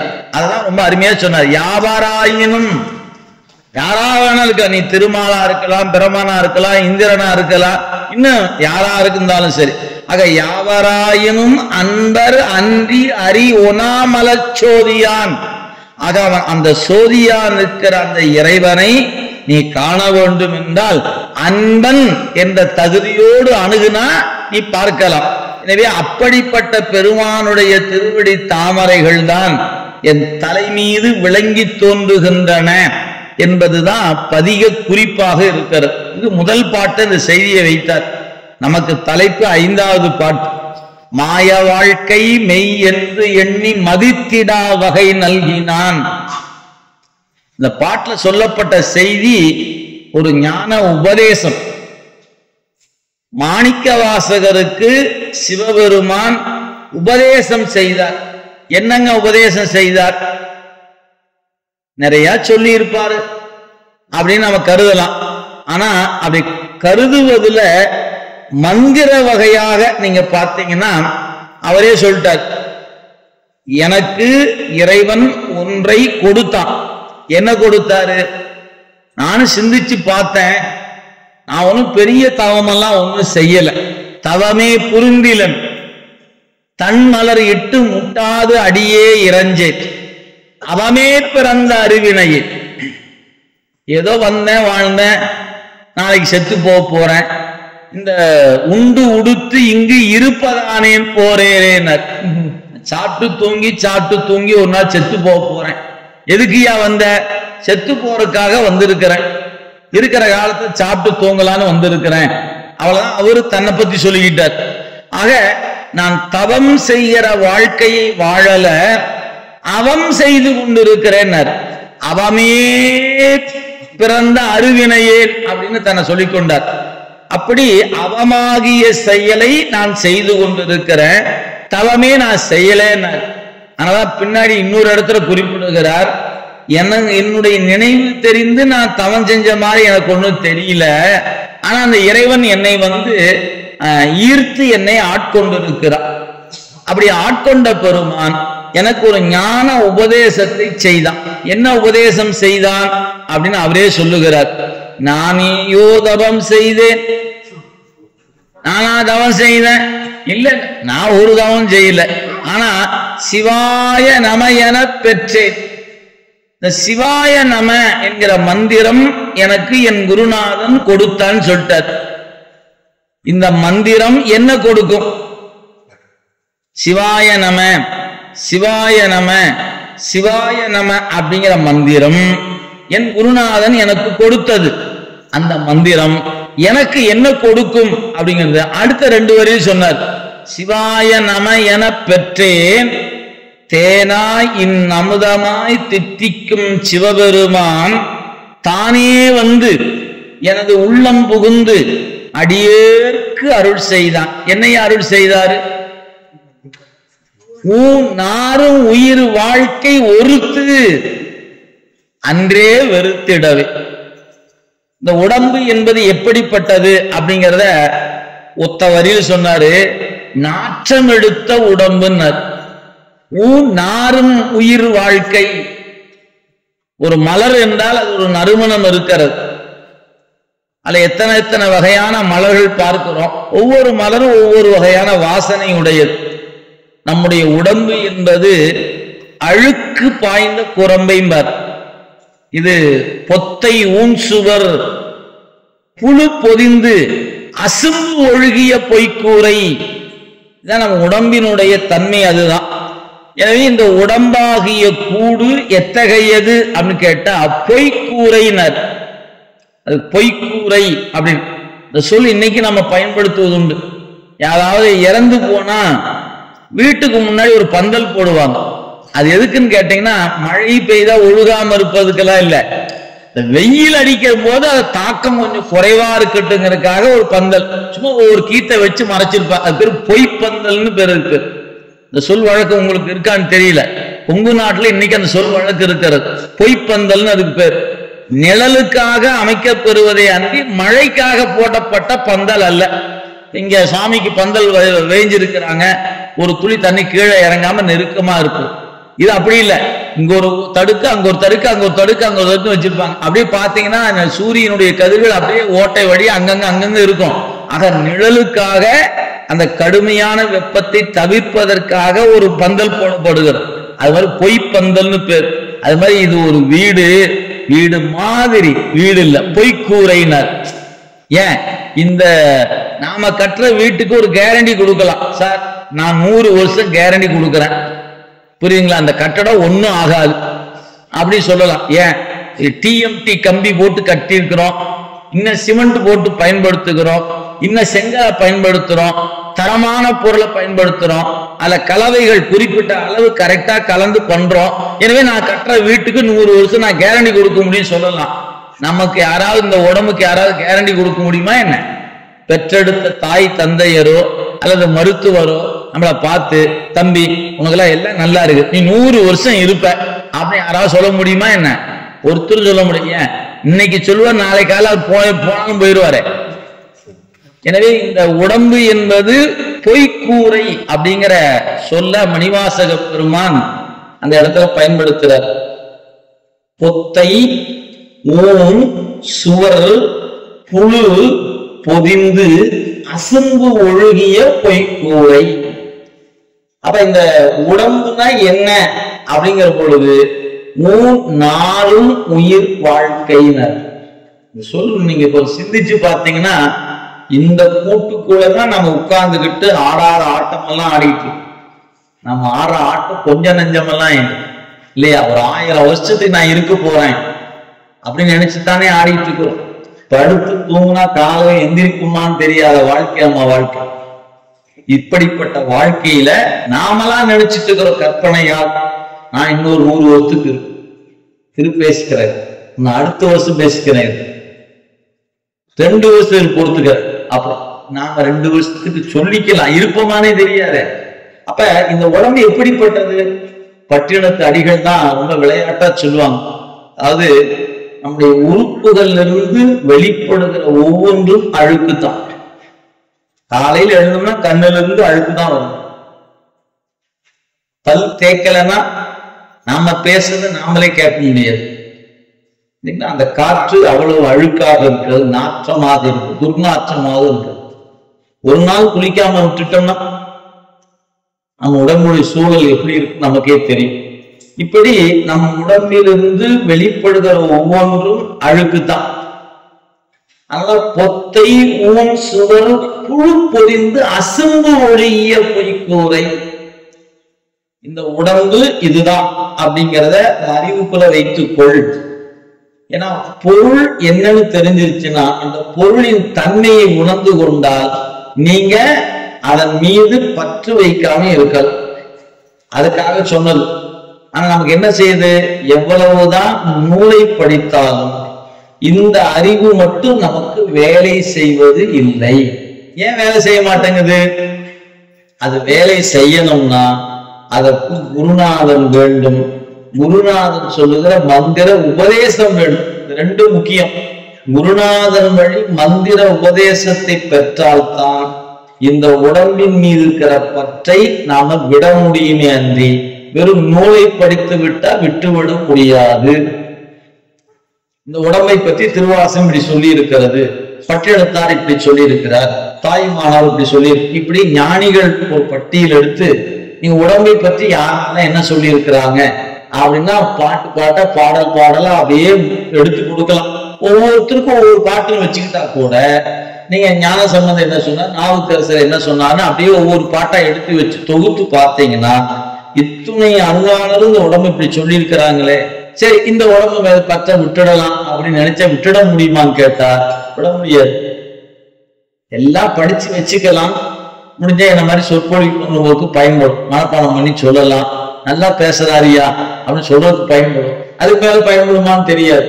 ஆனால் இந்த பற்று விடணும்னா இந்த நூல் அறிவு மட்டும் பத்தாது. அதுக்கு என்ன அறிவு வேண்டும்? ஒரு குருநாதனுடைய உபதேசம் வேண்டும். அந்த மந்திரம் தாங்க உள்ளுக்குள்ள போய் நம்ம உடம்புக்குள்ள போய் அது உணர்வுல கலந்து ஒரு ரசாயன மாற்றத்தை அது நிகழ்த்தும். அந்த உபதேசம் தான் நம்ம என்ன செய்யும்? உள்ளத்தை பழுக்க வைக்கும். இந்த உள்ளம் பழுக்கணும். அந்த உள்ளம் பழுத்தாதான் உடம்புல கூட்டுக்கிறது ஒட்டாம நிற்கும். இல்லைன்னா எப்படி நிற்கும்? ஒட்டிக்கிட்டே நிற்கும். எது போல? புளியல் காய் போல. புளியல் காய் நமக்கு தெரியும், அந்த சதை பகுதியும் அதுக்கு மேல இருக்கிற ஓடு என்கிற பகுதி காயா இருக்கும்போது பிரிக்க இயலாது, ரெண்டும் ஒட்டி கொண்டு நிற்கும். அதுவே நாட்பட நாட்பட அந்த மரத்தில் அந்த காய் பழுக்குமானால், புளியம் பழம் ஆகுமானால், பழம் தனியா நிற்கும், ஓடு தனியா நிற்கும். நல்லா தெரிஞ்சுக்கலாம். நீங்க காயா இருக்கும்போது எடை அதிகம், காஞ்சிருச்சுன்னா எடை குறைஞ்சிடும். நாமெல்லாம் எவ்வளவு வெயிட்டு? அது ஏங்க கேக்குறீங்க? வெயிட்டை குறைக்கிறதுக்கு நானும் படாதபாடு பட்டுட்டு இருக்கிறேன். என்னென்னமோ ட்ரீட்மெண்ட் எடுக்கிறோம், ஜாக்கிங் போறோம், வாக்கிங் போறோம், அப்புறம் டயட்னு வேற, இதை சாப்பிடக்கூடாது அதை சாப்பிடக்கூடாது. என்னத்தை சாப்பிட்டாலும் வெயிட் மட்டும் குறைய மாட்டேங்குதே. அப்ப என்னங்க, நமக்கு இன்னும் உடம்பின் மீது பற்றி இன்னும் போகல. உடம்புக்குள்ள இருக்கிற உயிர் என்ற பொருளை பற்றி என்ன ஆராய்ச்சி அறிவுக்குள்ள இன்னும் போகல. அப்படி போச்சுன்னா உங்களுக்கு உடம்பு லேசா போயிடும். எப்ப லேசாகும்? உள்ளம் பழுத்துருச்சுன்னா. காயா இருக்க வரைக்கும் எடை அதிகம். இளநீர் எடுத்துக்கொள்ளுங்களேன், அது மரத்துல இருந்து நீங்க பறிச்சுக்கணும். இளநீயா வாங்கும் போது எடை அதிகமா இருக்கும். அதுவே அந்த காய் ஆகிற மாதிரி கொப்பரை தேங்காயா மாறிச்சுன்னா எடை இருக்குமா? என்ன எடையே இருக்காது. அது மட்டும் இல்ல, அந்த ஓட்டுக்குள்ள ஆட்டுனா அதை ஆடி உருட்டு இருக்கும். அப்ப அதேதான் நமக்கும். உடம்பு என்பது ஓடு போல, அந்த உயிர் என்பது அதுல இருக்கிற பழுப்பை போலன்னு வச்சுக்கிட்டீங்கன்னா, நாம இப்ப எப்படி இருக்கிறோம்? வழுக்கை போல ஒரு பிரிக்க முடியாம நிக்கிறோம் இல்லைங்களா? ரொம்ப ஸ்ட்ராங்கா நிக்கிறோம். இந்த மந்திர உபதேசம் தான் உங்களை என்ன பண்ணும்? நாள்தோறும் அந்த மந்திரத்தை சிவாய நம சிவாய நம சிவாய நமன்னு கணித்து கொண்டே வந்தால், இந்த உடம்பு நீ அல்ல, உடம்பு வேறு நீ வேறு, உடம்பு வேறு நீ வேறு எப்படிங்கிற அறிவு வரும். இது குருநாதன் சொல்லுகிற மந்திரத்தால்தான் வரும். சொற்பொழிவு கேட்டாலும் வராது, மறந்துடாதீங்க. இந்த இன்னைக்கு நமக்கு ஐயா சொன்னாங்க, நான் சொன்னேன், இப்ப கேட்டுக்கிட்டோம், உடம்பு வேறையாமாப்பா உயிர் வேறையாமாப்பா விட்டுருப்பா அப்படின்னு சொல்லி விட்டுற முடியுமா? என்ன அதெல்லாம் வராது. எப்ப வாய்க்கும் அப்படின்னு கேட்டா, மந்திர உபதேசத்தை நீங்க குருநாதன் வழி பெறணும். பெற்றார்கள் அன்றி அது வாய்க்காது. பெற்றவங்களுக்கெல்லாம் வாய்ச்சிருச்சா? இல்லையே. ஏன்? சொல்வதன் வண்ணம் நிக்கணும், அப்பதான் வாய்க்கும். மந்திர உபதேசத்தை வாங்கினா உடனே கிடைச்சிருமாயா? இல்ல இல்ல, அதை சாதிக்கும். அதை அறிவுக்குள்ள கொண்டாந்து நிறுத்தி உடம்புக்கு ஏதாவது, இப்ப நான் உதாரணத்துக்காக சொல்றேன், குருநாதர் ஒருத்தர் வந்தாரு, உபதேசம் பண்ணாரு, எல்லாரும் வாங்கினாங்க. எனக்கு ஒரு ஆசையா இருந்துச்சு, நாமளும் வாங்கிக்கலாமேன்னு வாங்கியாச்சு. மந்திரம் சொல்லிட்டாரு, திருநீர் போச்சு சொன்னாரு, சரி செஞ்சுக்கிட்டே இருக்கிறான், பூசையும் பண்ணிட்டு இருக்கேன்னு வச்சுங்க. திடீர்னு ஒரு நாளைக்கு ஒரு வயித்த வலி வந்துச்சு, படாத பாடு. நான் மாத்திரை சாப்பிட்டேன், அதை சாப்பிட்டேன், அதை சாப்பிட்டேன், ஒண்ணு நிக்கல. உடனே என்ன தோணுச்சு? என்ன இத்தனை சாமி கூட்டு இந்த வயிற்று வலி போக காணுமே, இந்த குருநாதர் கும்பிட்டா போனாங்களேன்னு குருநாதர் தீட்சையும் வாங்கி பார்த்துட்டு வயிற்று வலி போகல. அப்ப இப்படி இருந்தா வயிற்று வலி போக என்ன? இது இல்ல, அந்த குருநாதர் சொன்ன உபதேசத்துல என்ன விளையும்னா, ஆனா வயிறு இருந்தா வயிறு வரத்தான் செய்யும். அவ்வளவுதான். இதை தெரிஞ்சுக்கிட்டீங்கன்னா அது அழுந்தா வெளியே வந்துடலாம். நமக்கு என்ன இயல்பு? தலைன்னு இருந்தா தலைவலி வரத்தான் செய்யும், வயிறு இருந்தா வயிற்று வலி வரத்தான் செய்யும், மூக்கு இருந்தா சளி வரத்தான் செய்யும். அப்ப உடம்புன்னு ஒண்ணு இருந்ததுன்னா அது என்னத்துக்கான உடம்பு? நோய்க்கு இடமான உடம்பு. நோயே இல்லைன்னா தான் நீங்க டாக்டர் பார்க்கணும். கொஞ்சம் பார்த்து வையா, என்ன உனக்கு ஒண்ணுமே வரலையா? காய்ச்சல் வரலையா? வயிற்று வலி வரலையா? பல்வலி வரலையா? எதுவுமே ஒண்ணுமே. ஆனா நீ என்ன என்னையா அந்த உடம்பு வச்சு என்னையா பண்ணணும்? ஏன்? உடம்புன்னா ஏதாவது ஒண்ணு தொத்தி நிற்கும். ஏன்? செஞ்ச பாவத்துக்கு அது ஏதோ ஒரு வழியில வந்து நிற்கும். நோய்க்கு இடமான யாக்கை மறந்துடக்கூடாது. யாக்கை என்பது நோய்க்கு இடமானது. அத நோய் இல்லாம இருந்துச்சுன்னா தான் பிரச்சனைன்னு அர்த்தம். அப்ப நோய் இருந்துச்சுன்னா ஓகே, ஒழுங்கா இருக்குது, உடம்பு சரியா தான் இருக்குது. ஏன்? அதை வைத்துக் கொண்டு இந்த உடம்பு என்பதுல இப்படித்தான் இருக்கும். மண் பாத்திரம் ஒண்ணு இருக்குது, மண் பானை. அதை தண்ணி ஊற்றி வச்சா என்ன ஆகும்? சில்லுன்னு இருக்கு இல்லைங்களா? அது மட்டுமல்ல, கொஞ்சம் நேரம் ஆக ஆக அதுக்குள்ள நீர் கசிந்து வெளியே வரும். அதான் நம்ம மணல் போட்டு மண் பாத்திரத்தை எடுத்து வச்சு தண்ணி ஊற்றி வைப்போம். நம்ம பானை ஊத்துற தண்ணி மணலை நினைச்சு நிக்குதா இல்லையா கீழே? அது இருக்கிற நுண்துளை வழியாக அது வெளியே வரும். இதே ஒரு சில்வர் பாத்திரத்துல ஊற்றி வச்சீங்கன்னா வெளியே வருமா? தண்ணி வராது. ஏன்? மண் பாத்திரத்தின் இயல்பு கசிவு என்பது அதுல இருக்கும். அது மாதிரி இந்த உடம்பு என்பது மண் பாத்திரம் போன்றது. இதுல கசிவு இருக்குத்தான் செய்யும். கசினாத்தான் பிரச்சனைன்னு அர்த்தம். அப்ப உடம்பு என்பது நோய்க்கு இடமானது ஒண்ணு. உடம்பு நாம் அல்ல. இந்த உயிர் என்ற பொருள் வேறு, உடம்பு என்பது வேறு. இதை முதல்ல புரிந்து கொள்ளணும்னா குரு உபதேசம்தான் இதை உணர்த்தும். குருநாதனை தவிர வேறு யாராலும் இந்த ஞானத்தை நமக்கு கொடுக்க இயலாது. அப்ப அவர் எப்படி கொடுப்பாரு? மந்திரத்தின் வழியாத்தான் கொடுப்பார். மறந்துடக்கூடாது. அவர் கொடுக்கிற மந்திரம்தான் உங்களையும் உங்களுடைய உடம்பும் பிரித்து காட்டுகிற வேறுபாட்டை அந்த மந்திரம் தான் செய்யும். அதான் மாணிக்கவாசகர் சொன்னாரு, என் குருநாதன் வந்தான், என் திருவடி, அவருடைய திருவடி தூக்கி என் தலைமையில வைத்தான், எனக்கு உபதேசம் செய்தான். என்ன உபதேசம் செய்தான்? சிவாய நமன்னு சொன்னாரு. அந்த சிவாய நம என்பது எனக்கு என்ன பண்ணுச்சு? நாளும் உயிர் வாழ்க்கை ஒருத்து அப்படின்னுதான். விட்டுடுத, இது மேல பற்ற வைக்காத அப்படின்னு இந்த மந்திரம் எனக்கு சொல்லுச்சுன்னாரு. ஊனாரும் உயிர் வாழ்க்கை ஒருத்து அன்றே வெறுத்திடவே. எத்தனை பேர் சிவாய நம்ம சொல்றீங்கன்னு சொன்னா பாதி பேர் கை தூக்குவீங்க. நான் சிவாய நம்ம சொல்லிட்டு இருக்கிறையா, நான் சிவாய நம்ம சொல்றையா, எல்லாம் கை தூக்குவான் இல்லையா? தூக்குவான். அத்தனை பேர் உடம்பு வெறுத்தா நிக்கிறோம். நீங்க காலேஜ் சென்ட் போறதுல இருந்து ஷாம்பு போறதுல இருந்து என்னென்ன பண்ணி இதுக்கு எத்தனை போஷாக்குகளை வச்சிருக்கோம் தெரியுமா? பாதாம் பருப்பு என்ன, முந்திரி பருப்பு என்ன, அப்புறம் சாயந்தரமான கால் லிட்டர் 100 மில்லியா சுருக்கி பால் சாப்பிடுறது என்ன. ஏன்? உடம்பு ரொம்ப முக்கியம் ஐயா. திருமூல சொல்லியிருக்கிறார், உடம்பை வளர்த்து உயிர் வளர்த்து. உடம்பு இருந்தா தானே எல்லாம் பண்ண முடியும். ஆமா, உடம்பு வச்சுட்டு என்ன பண்ண சொன்னாரு? பிசினஸ் பண்ண சொன்னாரு. உடம்பு வச்சுக்கிட்டு தொழில் பண்ணுங்க அப்படின்னு சொன்னாரு. இல்ல, சிவபூஜை பண்றதுக்கு தான் உடம்பு வேணும். எத்தனை பேர் சிவபூஜை பண்றோம்? உடம்பினுடைய வேலை இறைவனை பற்றி கொள்வதற்கு தானே இந்த உடம்பு கொடுக்கப்பட்டது. இறைவனை உணர்வதற்கு, இறைவனை பற்றி கொள்வதற்கு தான் நமக்கு கொடுக்கப்பட்ட கரணங்களும் கருவிகளும் கொடுக்கப்பட்டதே அதுக்காகத்தான். ஆனா நாம என்ன பண்ணிட்டு கொண்டு இருக்கிறோம்? அதுக்கு பயன்படுத்தல. எனக்கு வேணும்னு வேற வேற எதுக்கோ தானே பயன்படுத்தி கொண்டு இருக்கிறோம். அப்ப இந்த அறிவு மாற்றம் நமக்குள் நிகழ வேண்டும் என்றால் யார் கொடுப்பது? குருநாதனுடைய மந்திரம் தான் கொடுக்கும். அதனால மணிவாசக பெருமான், நான் தவம் செய்த, நான் தவம் செய்தேன் இல்ல, ஆனா அவன் வந்தான், எனக்கு உணர்த்தினான். உணர்த்தும் போது சிவாய நம எனக்கு கொடுத்தான். நான் அந்த சிவாய நம என்ற மந்திரத்தை சிக்கன பிடிச்சுக்கிட்டேன். அது என்ன பண்ணுச்சு தெரியுமா? என்ன? இந்த உடம்போடு கூடிய வாழ்க்கையை நீ விரும்பாதே என்று எனக்கு உணர்த்தியது.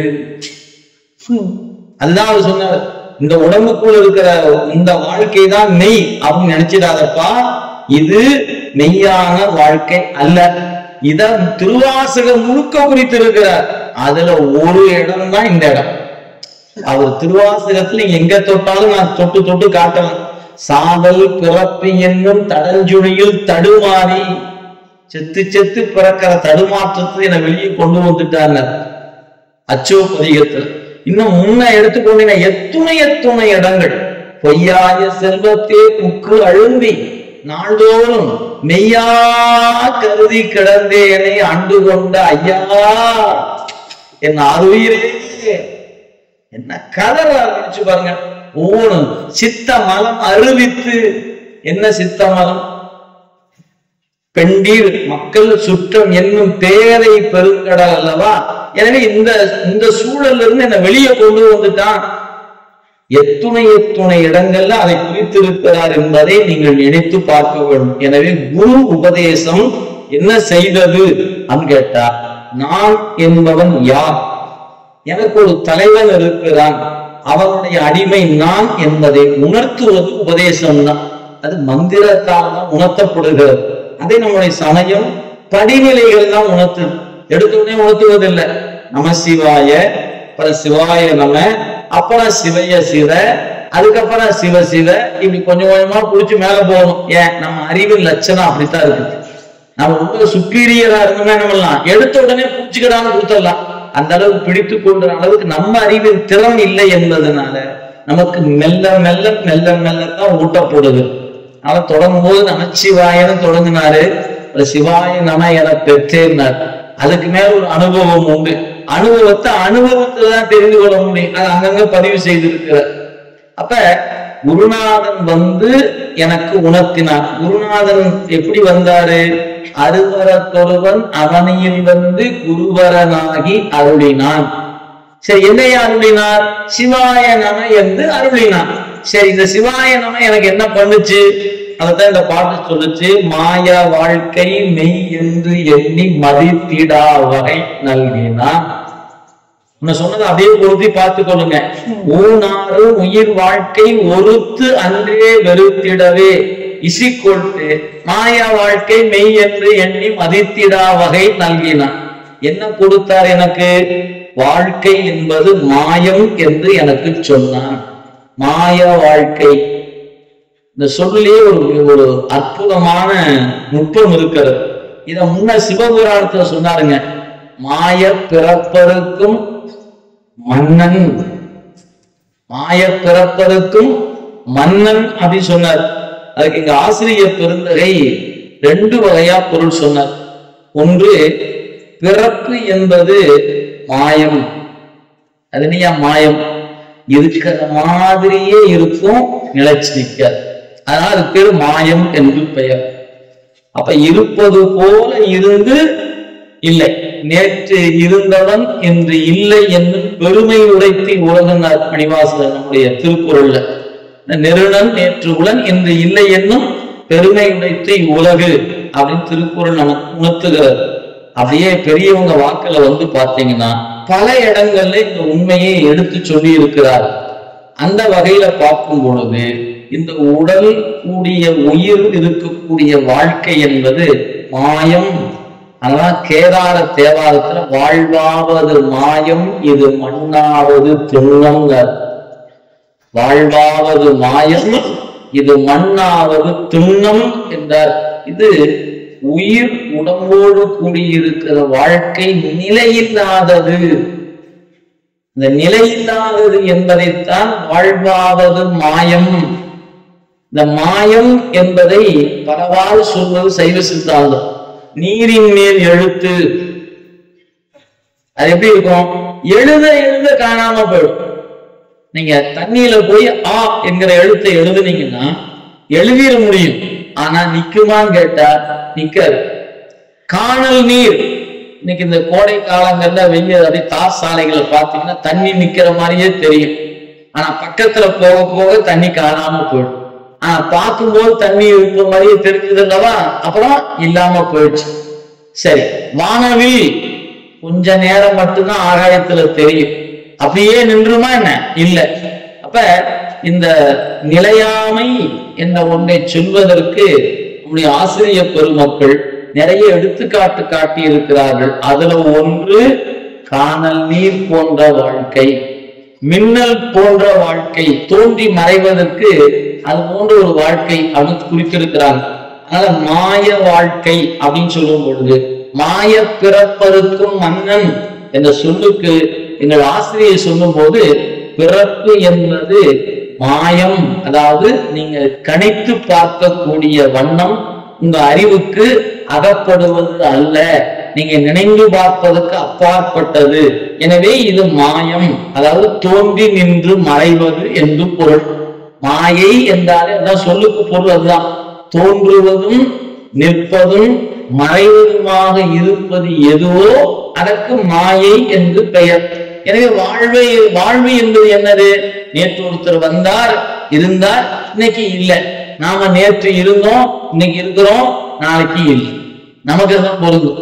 நம்ம அடுத்த குரு பூஜை 30வது ஆண்டு கொண்டாடும் போது வருவோமா தெரியல, இருந்தா வருவோம். இருப்போமா? ஆறு தரது. அரசாங்கம் உத்தரவாதம் கொடுக்குமா? இல்ல மருத்துவர் உத்தரவாதம் கொடுப்பாரா? யார் உத்தரவாதம்? நம்ம பெற்றோர்கள் உத்தரவாதம் கொடுக்க முடியுமா? யாரும் கொடுக்க முடியாது. நமக்கு அடுத்த வினாடி நிகழ்வதற்கு யாரும் உத்தரவாதம் கொடுக்க முடியாத வாழ்க்கை. எனவே இந்த வாழ்க்கை மாயம் என்பதை உணர வேண்டும். இது முதல் சொல், முதல் ஒரு பொருள். இன்னொரு வகையா பொருள் எடுத்தீங்கன்னா, இந்த மாய பிறப்பு அறுக்கும் சொன்னோம் இல்லைங்களா? பிறப்பு மாய அறுப்பு மன்னன் மாற்றணும். பிறப்பு மாய, அறுப்பதில் மன்னன். பிறப்பு மாய, பிறந்தால் இறந்தாக வேண்டும். இதுதான் நியதி. பிறந்தால் இறக்கணும். பிறப்பே இல்லாம போச்சுன்னா இறக்க வேண்டிய அவசியமே இல்லை. எனவே பிறப்பே மாயுமாறு அறுப்பதில் அவன் மன்னன். அப்ப பெருமான் எனக்கு, என் குருநாதன் எனக்கு உபதேசமாக என்ன உணர்த்தினான் அப்படின்னு கேட்டா, பிறப்பு என்பது மாயை என்று உணர்த்தினான். பிறப்பை மாய்த்து விடுவதற்கு வழி இருக்கிறது என்பதை உணர்த்தணும். ரெண்டு குருநாதன் சொன்ன உபதேசம் தான். எனவே மாய வாழ்க்கை. அப்ப இந்த வாழ்க்கை எப்படிப்பட்ட வாழ்க்கை? மாய வாழ்க்கை. இருப்பது போல் இருக்கும், ஆனால் நிலைத்து நிற்பது அல்ல. மாய வாழ்க்கை மெய் என்று எண்ணி, இது நிலையானது என்று எண்ணி மயங்கி விடாதிருப்பதற்கு என் குருநாதன் எனக்கு உபதேசம் செய்தான். மாய வாழ்க்கை மெய் என்று எண்ணி மதித்திடா வகை நல்கினான். யாரையா?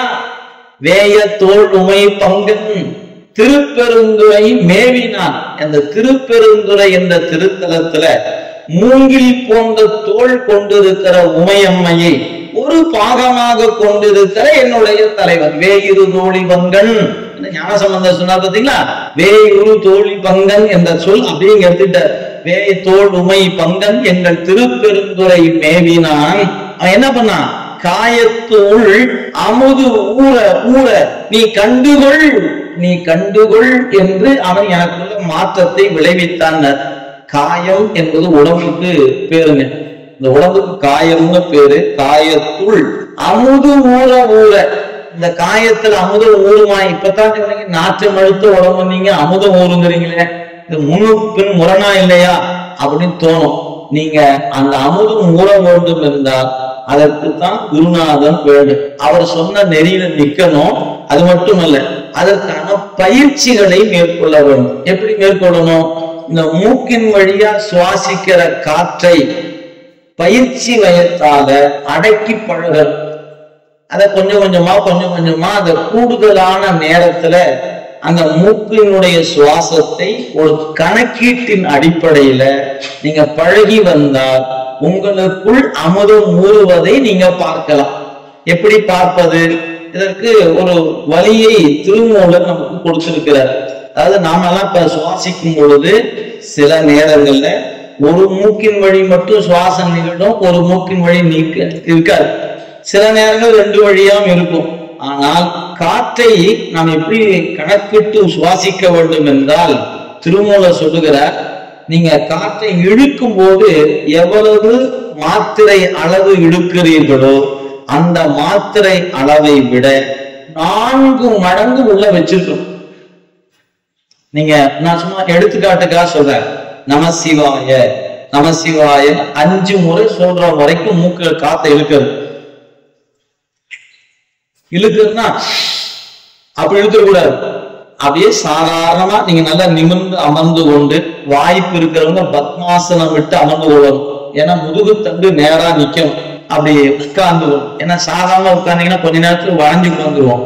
நல்லா நிமிர்ந்து அமர்ந்து கொண்டு மூக்கில இடது பக்கத்துல அந்த காற்றை உள்ள இழுக்கும் போது 5 முறை, நான் சொல்றது எடுத்துக்காட்டி சொல்றேன், நீங்க தவறா நினைச்ச கூடாது. அதனுடைய அளவு வேற, நான் புரிஞ்சுக்கிறதுக்காக. இப்ப 5 முறை நமசிவாய நமசிவாய அப்படின்னு வாய் விட்டு சொல்லக்கூடாது, மனசுக்குள்ள சொல்லணும். அது எப்படி சார் கணக்கு 5 தடவை? இந்த பக்கம் வரல எண்ணிக்கை 1 2 3 4 5. சரி, 5 முறை சொல்லும் போது 5 முறை நமசிவாய நமசிவாயன்னு உள்ள எழுத்தாச்சு. உடனே நான் என்ன பண்ணணும்? 2 மூக்கையும் அடைச்ச பிறகு 20 முறை நமசிவாய சொல்லணும். ஏன்? 4 பங்கு, ஒரு பங்கு உள்ள இழுக்கணும், 4 பங்கு அந்த காற்றை உள்ளுக்குள்ளே வச்சுக்கணும். அப்ப நான் 20 முறை சொல்ற வரைக்கும் நமசிவாய நமசிவாய நமசிவாய நமசிவாய நமசிவாய நமசிவாய நமசிவாய நமசிவாயன்னு 20 முறை சொல்ற வரைக்கும் காத்த வெளியவே விடக்கூடாது. அப்படி அடக்கி வச்ச பிறகு நான் இந்த பக்கம் இடது பக்கம் இழுத்து இருந்தேன்னா இப்ப வலது பக்கம் விடணும். காற்ற எவ்வளவு விடுவது? 2 பங்கு விடணும். அப்ப 1 பங்கு உள்ள இழுக்கணும், 4 பங்கு வச்சிருக்கணும், 2 பங்கு விடணும். அப்ப 10 முறை நமச்சிவாயம் சொல்லும்போது காத்த விடணும். அதே மாதிரி இந்த பக்கம் மீண்டும் 1 பங்கு இழுக்கணும், 4 பங்கு வச்சிருக்கணும், 2 பங்கு விடணும். இது ஒரு சுற்றுங்க. இப்படி இந்த பயிற்சியை நீங்க தொடர்ந்து மேற்கொண்டு வந்தால் இந்த எண்ணிக்கை கூடிக்கிட்டே போகும். ஒரு காலத்துல 5 6 ஆகணும், 6 7 ஆகணும், அப்படி ஒன்னொன்னா கூடி 10 ஆகி அப்புறம் மாத்திரை அளவுல போய் இப்போ 1 வினாடின்னு வச்சுக்கோங்களேன், 1 நிமிடம் 60 வினாடி, அப்படி 60 முறை சொல்ற வரைக்கும் வச்சிருக்குன்னா என்னத்துக்காக? நீங்க நாளைக்கே உட்கார்ந்தீங்கன்னா மேலேயே போயிடலாம். அப்படிலாம் போகக்கூடாது, புரியுதுங்களா? கொஞ்சம் கொஞ்சமா தான் கூட்டிக்கிட்டே போகணும். நீங்க பயிற்சி அதான் நான் சொன்னேன், இது பயிற்சி அப்படி வச்சுக்கிட்டு 5 முறை சொல்லி பழகி வந்தீங்கன்னா அடுத்து என்ன பண்ணா 6 முறை சொல்லி பழகணும், அப்புறம் 7 முறை சொல்லணும். இப்படியே அந்த எண்ணிக்கையை கூட்டிக் கொண்டே வந்தீங்கன்னா ஒரு குறிப்பிட்ட அளவு நீங்கள் உள்ளுக்குள்ள வச்சு கணிக்கும் பொழுது இந்த 2 பக்கம் காற்றை அடைச்சு பாத்தீங்களா, அந்த அடைத்த நேரத்துல முதுகு தண்டுக்கு கீழே ஒரு அடைப்பு இருக்கிறது. இந்த முதுகு தண்டுல ஒரு துவாரம் இருக்கிறது. இந்த நமக்கு நீங்க மருத்துவமனை போனீங்கன்னா L1 L2 L3 L4 L5 சொல்லுவாங்க பேரு. அப்படி ஒவ்வொரு தனித்தனியா நிற்கும். அந்த நரம்பு கூட்டுக்குள்ள இங்க மூலாதாரத்துல ஒரு அடைப்பு இருக்கிறது. இந்த மூச்சு காற்றை 2 பக்கம் வெளியே விடாம உள்ள வச்சிருக்கிற நேரம் அந்த மூலாதாரத்தினுடைய வாயில் திறக்கும். அப்படி திறந்ததுன்னா என்ன ஆகும்? வெளியே போக முடியாம அடைத்து கொண்டிருந்த காற்று இருக்கு பாருங்க, அந்த காற்று முதுகு தண்டு வழிய ஜிவ்னு மேல ஏறுச்சுன்னா எங்க வந்து முட்டும்? உச்சி பகுதியில் வந்து முட்டும். இது பேர் சகசர தளம் என்று பெயர்.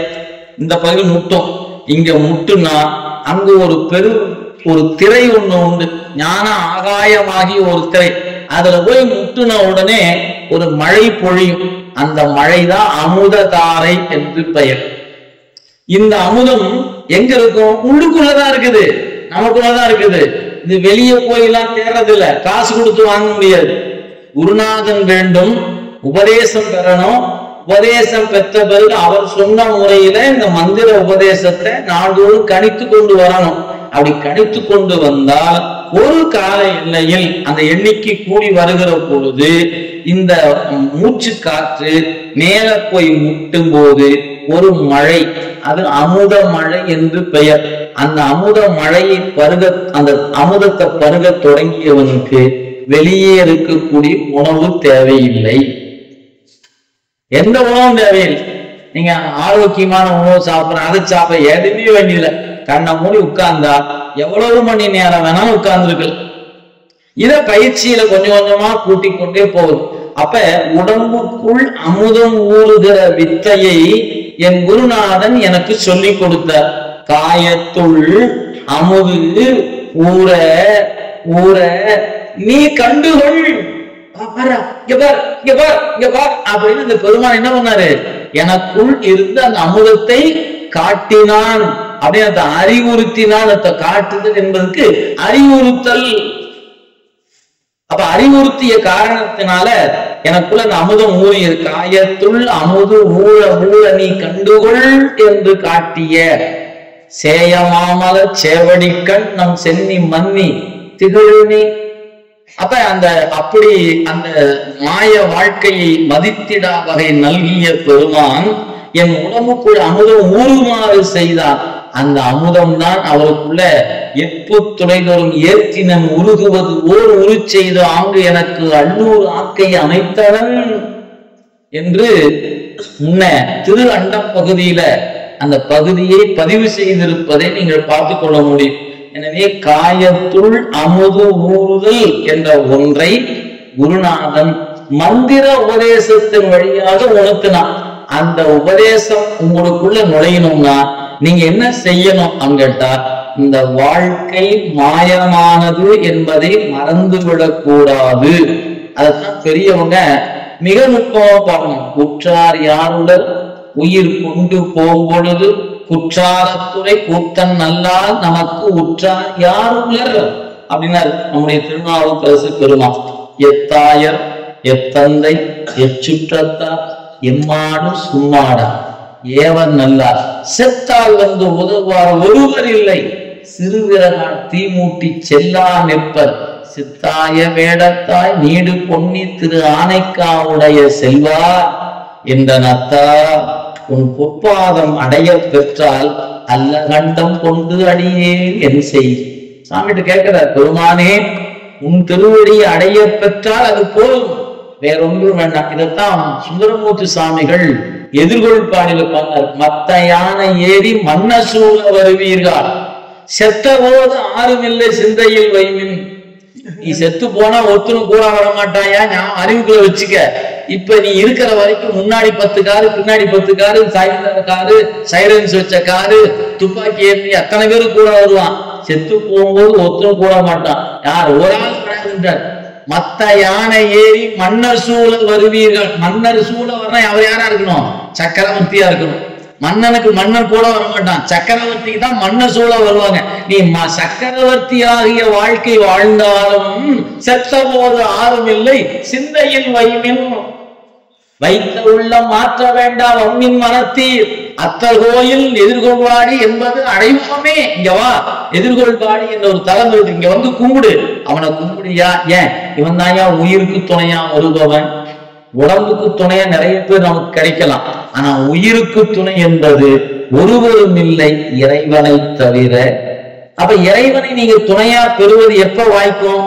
உடம்போடு இருக்கிற காலத்துல ஏதாவது ஒரு புண்ணியத்தை பண்ணி வச்சோம்னா உசுறு போற நேரம் நான் இருக்கிறேன் அப்படின்னு கூட வருவார். அதனால பெருமக்கள் பாடும்போது அந்த சொல்ல ரொம்ப ஆழம். குற்றாலத்துறை கூத்தன் அல்லால் நமக்கு உற்றார் யாரும் இல்ல, ஒத்துரும் இல்லை. எனவே நீங்க உடம்புக்கு துணையை சம்பாதிப்பதற்கு கவனம் செலுத்துவதை விட உயிருக்கு துணையாக ஒருத்தன் இருக்கிறான் என்பதை கொஞ்சம் சிந்தையில வைத்துக் கொண்டு இந்த உடம்போடு கூடிய காலத்தில் தான் அந்த துணையை பெற முடியும். உடம்பை விட்ட பிறகு அந்த துணையை சம்பாதிக்க முடியாது. நீங்க இறை என்கிற துணையை பெறணும்னு நினைச்சீங்கன்னா உடம்போடு இருக்கிற காலத்துல உங்களால் இயன்ற அளவு சரியையோ கிரியையோ யோகமோ ஞானமோ ஏதாவது ஒரு வகையில பணி செய்ய வேண்டும். இறைவனுக்கு நீங்க பணி செய்யத்தான் அந்த அறிவு வாய்க்கும். நான் முன்ன தொடங்கிய இடத்துக்கு வந்து நிக்கிறேன். கோயிலுக்கு போய் பழகுவது ஒரு அடிப்படை. போய் பழகுனா ஏதாவது செய்யணும்னு தோணும். அப்படி செய்யணும் தோணுகிற பொழுது பாடலாம், கூட்டலாம், கோலமிடலாம், பூ பறிக்கலாம், ஏதாவது ஒரு பணி. அப்படி செய்கிற பண்புக்கு நீங்கள் ஆட்படுகிற பொழுது அவரை ஒரு நாள் வீட்டில் வைத்து வணங்குகிற அறிவு வாய்க்கும். அப்படி வீட்டில் வைத்து வணங்குற அறிவு வாய்த்தால் நெஞ்சு கூட்டுக்குள் வைத்து வணங்குற வாய்ப்பு கிடைக்கும். நெஞ்சு கூட்டுக்குள் வைத்து வணங்கி பழகி வந்தால் ஞானம் வாய்க்கும். அந்த ஞானம் வாய்க்கும் போது அவன் உணர்த்துகிற உபதேசம்தான் மாய வாழ்க்கை மெய் என்று எண்ணி மதித்திடா வகை நல்குதல் என்பதை சென்னிப்பத்தில் மணிவாசக பெருந்தகை அழகாக நமக்கு உணர்த்தி இருக்கிறார் என்கிற சிந்தனையை உங்கள் முன் வைத்து ஒரு சின்ன அறிவிப்பை சொல்லி என்னுடைய உரையை அடியை நிறைவு செய்கின்றேன். உங்க எல்லாருக்கும் தெரியும், நம்முடைய குருநாதருடைய சீவ ஒடுக்கம் இங்கிருந்து ஒரு 500 மீட்டர் தொலைவில் அமைய பெற்றிருக்கிறது. கடந்த சில ஆண்டுகளாக அவருடைய அந்த சீவ ஒடுக்கமாக இருக்கிற இடத்தில் திருப்பணிகள் நடைபெற்றுக் கொண்டிருக்கின்றன. நண்பர்களே, போன முறையும் சரி, ஒரு சில இந்த திருப்பணி தொடங்கிய காலம் தொட்டு உங்ககிட்ட சில செய்திகளை சொல்லிக்கொண்டே இருக்கிறோம். ஏன்னா அதற்கான காலம் வாய்த்தால் அன்றி எதுவுமே நடக்காது. காலம் கூடணும், நீதி கூடணும், இறைவனுடைய கருணை கூடணும். அப்படி கூடலின்னு வச்சுக்கீங்களேன் வாய்க்காது. ஒரே ஒரு பாட்டு அவை பிராட்டியா சொல்றாங்க, அரிது அரிது மானிடராய் பிறத்தல் அரிது. நாமெல்லாம் மானிடரா பிறந்திருக்கோம். சரி, ஒரு டிக், ஃபர்ஸ்ட் பேப்பர் பாஸ். அரிது அரிது மானிடராய் பிறத்தல் அரிது, ஒரு பேப்பர் பாஸ் பண்ணிட்டோம். அதுக்கப்புறம் சொன்னாங்க, கூன் குருடு செவிடு பேடு நீக்கி பிறத்தல் அரிது. நம்ம கூணா இல்ல, குருடா இல்ல, செவிடா இல்ல, பேடு பேடுனா ஆண் போன்று இருப்பார் பெண் செயல் இருக்கும், பெண் போன்று இருப்பார் ஆணின் செயல். அது பேர் அரின்னு பேர். ஆணாய் பெண்ணாய் அலியாய் திருவாசம் சொல்லுது இல்லையா? பேடு நீங்கி பிறத்தல் அதனினும் அரிது. அப்ப முதல்ல மனித சட்டை கிடைப்பது அரிது. அதுல கூன் குருடு செவிடு பேடு நீக்கி பிறத்தல் அதனினும் அது அரிது. சரி, அந்த ரெண்டாவது பேப்பரும் பாஸ். நம்ம கூன் இல்ல, குருடு இல்ல, செவிடு இல்ல, பேடு இல்ல. சரி, ரெண்டாவது பேப்பரும் பாஸ் பண்ணிட்டோம். அடுத்து சொன்னாங்க, இந்த நிலை வாய்த்த பிறகு ஞானமும் கல்வியும் நயத்தல் அரிது. ஞானம் வாய்க்கணும், நயத்தெல்லாம் விரும்புதல் பேர். ஞானம் விரும்பணும், கல்வியை விரும்பணும். ஞானமும் கல்வியும் நயத்தல் அரிது. இப்ப நமக்கு எத்தனை பேருக்கு ஞானத்தின் மீது விருப்பம் இருக்கிறது, எத்தனை பேருக்கு கல்வியின் மீது விருப்பம் இருக்குது, அவங்கவுங்க தான் கேட்டுக்கணும். நம்ம இன்னொரு ஆளை கையை காட்ட முடியாது. நம்மளே பார்த்துக்கலாம் நம்ம எவ்வளவு ஞானத்தின் மீது பற்று இருக்கிறது, விருப்பம் இருக்கிறது அப்படின்னு. ஏன் நமக்கு பூமி மேல விருப்பம் இருக்கலாம், புரோட்டா மேல விருப்பம் இருக்கலாம், மத்தியானம் சாப்பாட்டுல விருப்பம் இருக்கலாம். இதெல்லாம் சொன்னா ஈஸியா சொல்லிடலாம். ஞானத்து மேல விருப்பம்னா அது என்னையா ஞானம் விருப்பம் அப்படின்னு எல்லாரும் கொடுக்குறீங்க, எனக்கும் கொடுங்க வாங்கிக்கிறேன். இது கொடுத்து வாங்கறது இல்ல, நீங்களா தவம் செய்து வாங்க. அதுக்காக அடுத்த வரி போட்டாங்க, ஞானமும் கல்வியும் நயத்தல் அரிது. ஞானமும் கல்வியும் நயத்த காலையும் ஒருவேளை அதுவும் வந்துருச்சியா, அது வந்தாச்சு. அப்படியே அடுத்த பேப்பரும் பாஸ் அப்படின்னா அதுக்கப்புறம் சொன்னாங்க, தானமும் தவமும் செய்தல் அரிது. அரிது அரிது என்று சொல்லுகிற இடத்துல அரிது கேட்பின் வரி வடிவேலோய். முருகப்பெருமான் கேட்டான், அவையே அரிது எது அப்படின்னு கேட்டாங்களாம். முருகா சொல்றேன் குறிச்சுக்கேன்னாங்க. அப்ப மனிதனாய் பிறத்தல் அரிது, அதுல கூன் குருடு செவிடு நீ பேடு நீக்கி பிறத்தல் அதனினும் அரிது. அதனையும் தாண்டி வந்தீங்கன்னா ஞானமும் கல்வியும் நயத்தல் அதனினும் அரிது. அப்படி ஞானமும் கல்வியும் வாய்த்து அத்தனை பேர் என்ன செய்வதில்லை, தானம் செய்வதில்லை, தவம் செய்வதில்லை. எனவே தானமும் தவமும் அவரது எளிதில் வாய்ப்பது அல்ல. அது எவ்வளவு அறுதியாட்டு சொல்லி இருக்கிறாங்க. ஒரு கால் எனக்கு தானமும் இருக்கிறது தவமும் இருக்கிறது என்று நீ கருதுவாயானா வானவர் நாடு வழி திறக்குவேன். வானத்தில் இருக்கிற நாட்டுக்கு போறதுக்கு பாஸ்போர்ட்டும் விசாவும் கையில கொடுத்துருவாங்க, கிளம்பு அப்படின்ட்டு. மேல போறதுக்கு என்ன வழி, தானமும் தவமும் செய்யணும். அது அரிதுன்ட்டாங்க அவை பிராட்டியார். ஏன் அதை நான் சிந்திச்சு பாக்குறேன், அரிதுன்னு தானம் செய்வது கடினமா என்ன, தவம் செய்வது கடினம் அப்படின்னு தோணுதா இல்லையா? எல்லாருக்கும் அது எளிமையானதான் நினைக்கிறோம். இல்லை என்பதை எங்க பார்த்தா தெரிஞ்சுக்கலாம். நீங்க தவறா நினைக்க வேண்டாம். நம்ம குருநாதனுடைய இந்த சீவ ஒடுக்க பணி சில ஆண்டுகளாக நடக்குது. நான் போன முறை சொன்னதாக எனக்கு நினைவு, மீண்டும் ஒரு முறை நான் நினைவு. இந்த பாலக்கோட்டில் இருக்கிற ஒரு செல்வந்தர் நினைத்தாருன்னா அந்த குருநாதருடைய சமாதிய முழுமையாக கச்சடியில் கட்டி கொடுத்தலாம். ஒரே ஒரு நபர், எல்லாரும் கூட வேண்டியதில்லை, ஒரு நபர். ஏன் எனக்கு தெரிய அதிக நிதி நிறுவனங்கள் நடைபெறுகிற பகுதி பாலக்கோட். 1 கோடி ரூபாய்க்கு ஏலச்சீட்டு நடக்குது பாலக்கோட். உங்களுக்கு தெரிந்த செய்தி, நான் புதிய செய்திலாம் சொல்லல. அது அப்படி ஒரு நிறுவனமா நடத்துது. தடுக்கி விழுந்தா நிதி நிறுவனத்துல சீட்டு நடத்துற கம்பெனில தான் விழுவல. நீங்க பாலக்கோட்ல அந்த முக்கிய சாலையில போய் பாத்தீங்கன்னா அத்தனை நிதி நிறுவனங்கள் இருக்குது. ஏலச்சீட்டு நடத்தினா அத்தனை பேரும் 1 கோடி ரூபாய் சீட்டு நடத்துறாங்கல்ல. 1 கோடி ரூபாய் யாருங்க வச்சுக்கிறாங்க, சீட்டு நடத்துறதான் வச்சுக்கிறாரு. அந்த மாதிரி எத்தனை சீட்டு நடத்துறாங்க அவரு, அதை ஏங்க கேக்குறீங்க? இல்லைங்களா? அவ்வளவு செல்வம் புழங்குகிற இடத்துல குருநாதனுடைய கோயிலை கட்டுறதுக்கு செல்வம் இல்லாத அந்த திருப்பணி நிற்கிறது என்பது எவ்வளவு பெரிய இடர்பாடான நிலை என்பதை உங்க நெஞ்சுக்கு கேட்டு. அப்பதான் இந்த ஔவையார் பாட்டு இப்ப நினைவுக்கு வருது. ஏன்? செல்வம் வாய்த்திருக்கிறது, கல்வி வாய்த்திருக்கிறது, ஆனா தானமும் தவமும் செல்வம் உடையவருக்கு வாய்க்கவில்லை என்பதைத்தானே இன்னைக்கு காட்டுது அந்த கோயில். நீங்க குருநாதருக்கு தங்க கோயில் கட்டியிருக்கணும். இந்த இடத்தில் 39 ஆண்டுக்கு முன் இன்னைக்கு நம்ம சதய விழாவை கொண்டாடி கொண்டிருக்கிறோம். எப்பவுமே நம்மளாம் பிறந்த நாள் கொண்டாடுவது சைவ பழக்கம் அல்லங்க, இறைவனோடு கலந்த நாளை கொண்டாடுவது சைவத்தினுடைய மரபு. அதனால குரு பூஜையா கொண்டாடும்.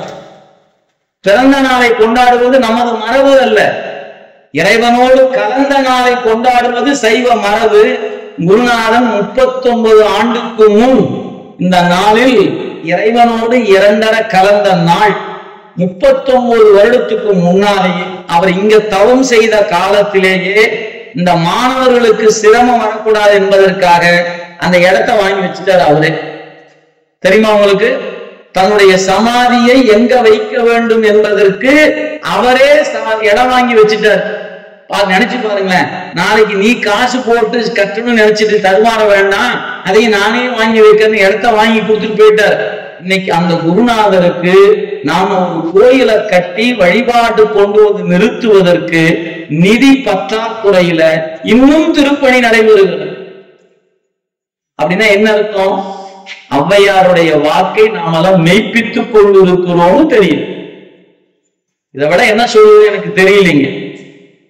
ஏன்னா முன்பு சொன்னது மூலதான், அதாவது சிவபெருமானுக்கு செய்வதற்கு 1000 கோயில் இருக்கு. தமிழகத்துல மட்டும் 7000 கோயில் இருக்கிறது. சிவபெருமானுக்கு நீங்க பணி செய்யணும் விருப்பப்பட்டீங்கன்னா 7000 கோயில் இருக்குது. ஆனால் ஒரு குருநாதனுக்கு பணி செய்ய நினைச்சீங்கன்னா அவருக்குன்னு கிடைச்சது ஒரு குருநாதன் தானே. 1000 குருநாதன் கிடைச்சிருக்கிறாரு. பள்ளிக்கூடம் படிச்சா கூட சயின்ஸ் மாஸ்டர், பிசிக்ஸ் மாஸ்டர் அப்படின்னு தனித்தனி மாஸ்டர் சொல்லி 5 மாஸ்டர் சொல்லலாம். ஆனா ஞான நெறிக்கு வந்து நின்றுட்டுன்னா ஒரே குருநாதன் தானே. அந்த ஒரு குருநாதன் உபதேசத்தை பெற்ற நாம் ஆனா பெரும்போது சொன்ன என்னன்னு, அன்றே எந்த நாவியும் உடலும் உடமை எல்லாம் கொன்றே அணையாய் என்னை ஆட்கொண்ட போது கொண்டிலையோ. பாட்டுல மட்டும்தானே கொடுத்தோம், என்னத்தை கொடுத்துட்டோம்? உடலை கொடுத்திருக்க வேண்டாமா? உயிரை கொடுத்திருக்க வேண்டாமா?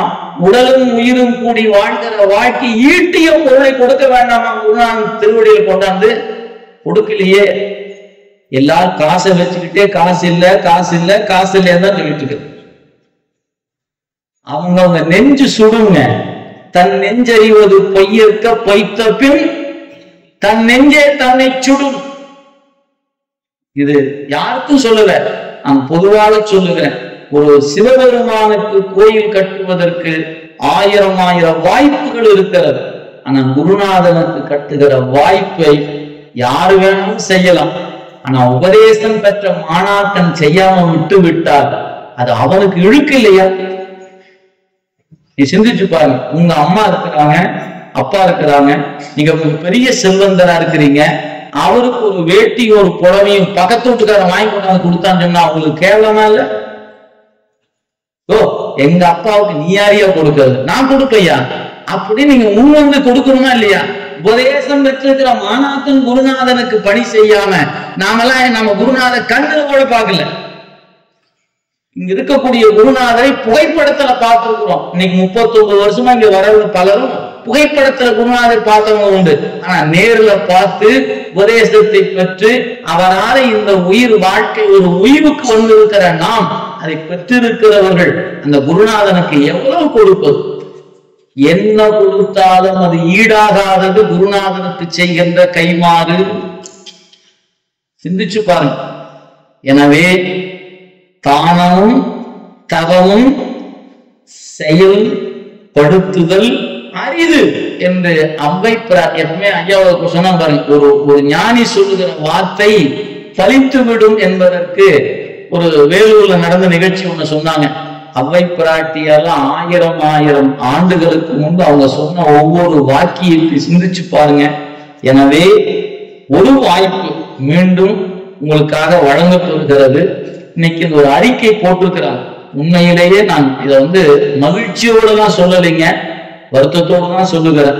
இந்த திருப்பணி செய்து நிறைவு பெறுவதற்கு 1500 சதுரடிகளுக்கு தேவையான கல் திருப்பணி செய்தால் குருநாதனுடைய அந்த கோயில் திருப்பணி நிறைவு பெற இருக்கிறது. ஒரு சதுர அடிக்கு தேவையான தொகை 5000 ரூபாய். இந்த தேவைப்படுவது 1500 சதுர அடி பணிக்கு தேவை என்பதை சபதியார் வழியாக திட்டமிட்டு இருக்கிறார்கள். இந்த அறிக்கையில் இருக்கிறது. எனவே வாய்க்கக்கூடிய அன்பர்கள் தானும் தவமுடைய குருநாதனுக்கு செய்வது எளிதான காரியம் அல்ல. அதனால அந்த வகையில இந்த வாய்ப்பை அன்பர் பெருமக்கள் அடுத்த குரு பூஜைக்கு இந்த விழாவுக்கு வரும்போது அந்த இடத்துல அந்த குருநாதருடைய கோயில் திருப்பணியில் நிறைவு பெற்று குடமுழுக்கு விழாவை தொண்டர்கள் நடத்தி அந்த ஆலயத்துக்குள்ள குரு பூஜை நடைபெறுமாறு குருநாதன் கருணை புரிய வேண்டும் என்று இந்த நேரத்துல வேண்டிக் கொண்டு, இந்த அழைப்பு, இந்த திருப்பணி சம்பந்தமான ஒரு அழைப்புதல் இருக்கிறது, அன்பர்கள் பெற்றுக்கொள்ளலாம். வாய்ப்பு நம்முடைய அவருடைய மாணாக்கர்களாக இருக்க அன்பர்கள் சொன்ன செய்தி என்ன, இன்றே பணம் கொடுக்குங்கிற அவசியம் இல்லை. இந்த அழைப்புதலை பெற்றுக்கொண்டவர்கள் உங்களால் ஒரு ஸ்கொயர் ஃபீட்டுக்கு கொடுக்க முடியுமானால் உங்கள் பெயரை பதிவு செய்து கொள்ளலாம். குறைந்தபட்சம் ஒரு ஸ்கொயர் ஃபீட்டுக்கு 5000 ரூபாய் ஆகுது. கல்லுக்கும் கூலிக்கும் சேர்த்து, மூலப்பொருள்கள் கூலி எல்லாம் சேர்த்து இந்த தொகை திட்டமிட்டு இருக்கிறார்கள். எனவே இந்த அருமையான ஒரு திருப்பணியில் பங்கு பெறுகிற வாய்ப்பு, குருநாதனுக்கு செய்கிற வாய்ப்பு அவ்வளவு எளிதானது அல்ல. திருமூலர் சொல்லுகிறார், அகரம் 1000 செய்து முடிக்கில் என், சிகரம் 1000 செய்து முடிக்கில் என். ஒரு பகலும் பலத்துக்கு நிகரில்லை என்பது நிச்சயம் தானே. ஒரு சிவஞானிக்கு தருகிற ஒரு வேளை உணவுக்கு நீ 1000 கோயில் கட்டுவது ஈடாகாது என்று திருமூலர் நமக்கு அருளி இருக்கிறார். எனவே நம்முடைய குருநாதருக்கு ஒரு வாய்ப்பு, நாளை நாம் நிச்சயமாக இருக்க மாட்டோம். நல்லா நினைவு வைத்துக்கோ, நம்ம வாழ்க்கை மாய வாழ்க்கை. அடுத்த குரு பூஜைக்கு நம்ம இருப்போமா தெரியாது, இன்னொரு 10 வருஷம் இருப்போமா தெரியாது. ஆனா நீங்கள் கொடுக்கிற இந்த ஒரு தொகை 1000 வருஷத்துக்கு இந்த இடத்துல நிற்க போகிறது, சிவபுண்ணியமாக நிற்க போகிறது. எனவே இந்த வாய்ப்பை அன்பர்கள் பயன்படுத்தி கொள்ள வேண்டுமாயும், தானம் தவமும் மனித சட்டை எடுத்தவனுக்கு அரிதிலும் அரிதிலும் அரிதிலும் அரிதிலும் வாய்ப்பு. எனவே தவம் செய்ய வாரீர், தானம் செய்ய வாரீர் என்று மாணாக்கர்கள் சார்பாக உங்களை அன்போடு வேண்டிக் கொண்டு இந்த வாய்ப்பை கொடுத்த குருவருடையும் திருவருடையும் நீள நினைந்து அடியனுடைய உரையை இந்த அளவுல நிறைவு செய்து, என்றும் இன்பம் பெருகும் இயல்பினால் ஒன்று காதலிட்டு உள்ளமும் பொங்கிட மன்றுடா அடியார் புகழ் நின்றது இங்கும் நிலவி உலகில்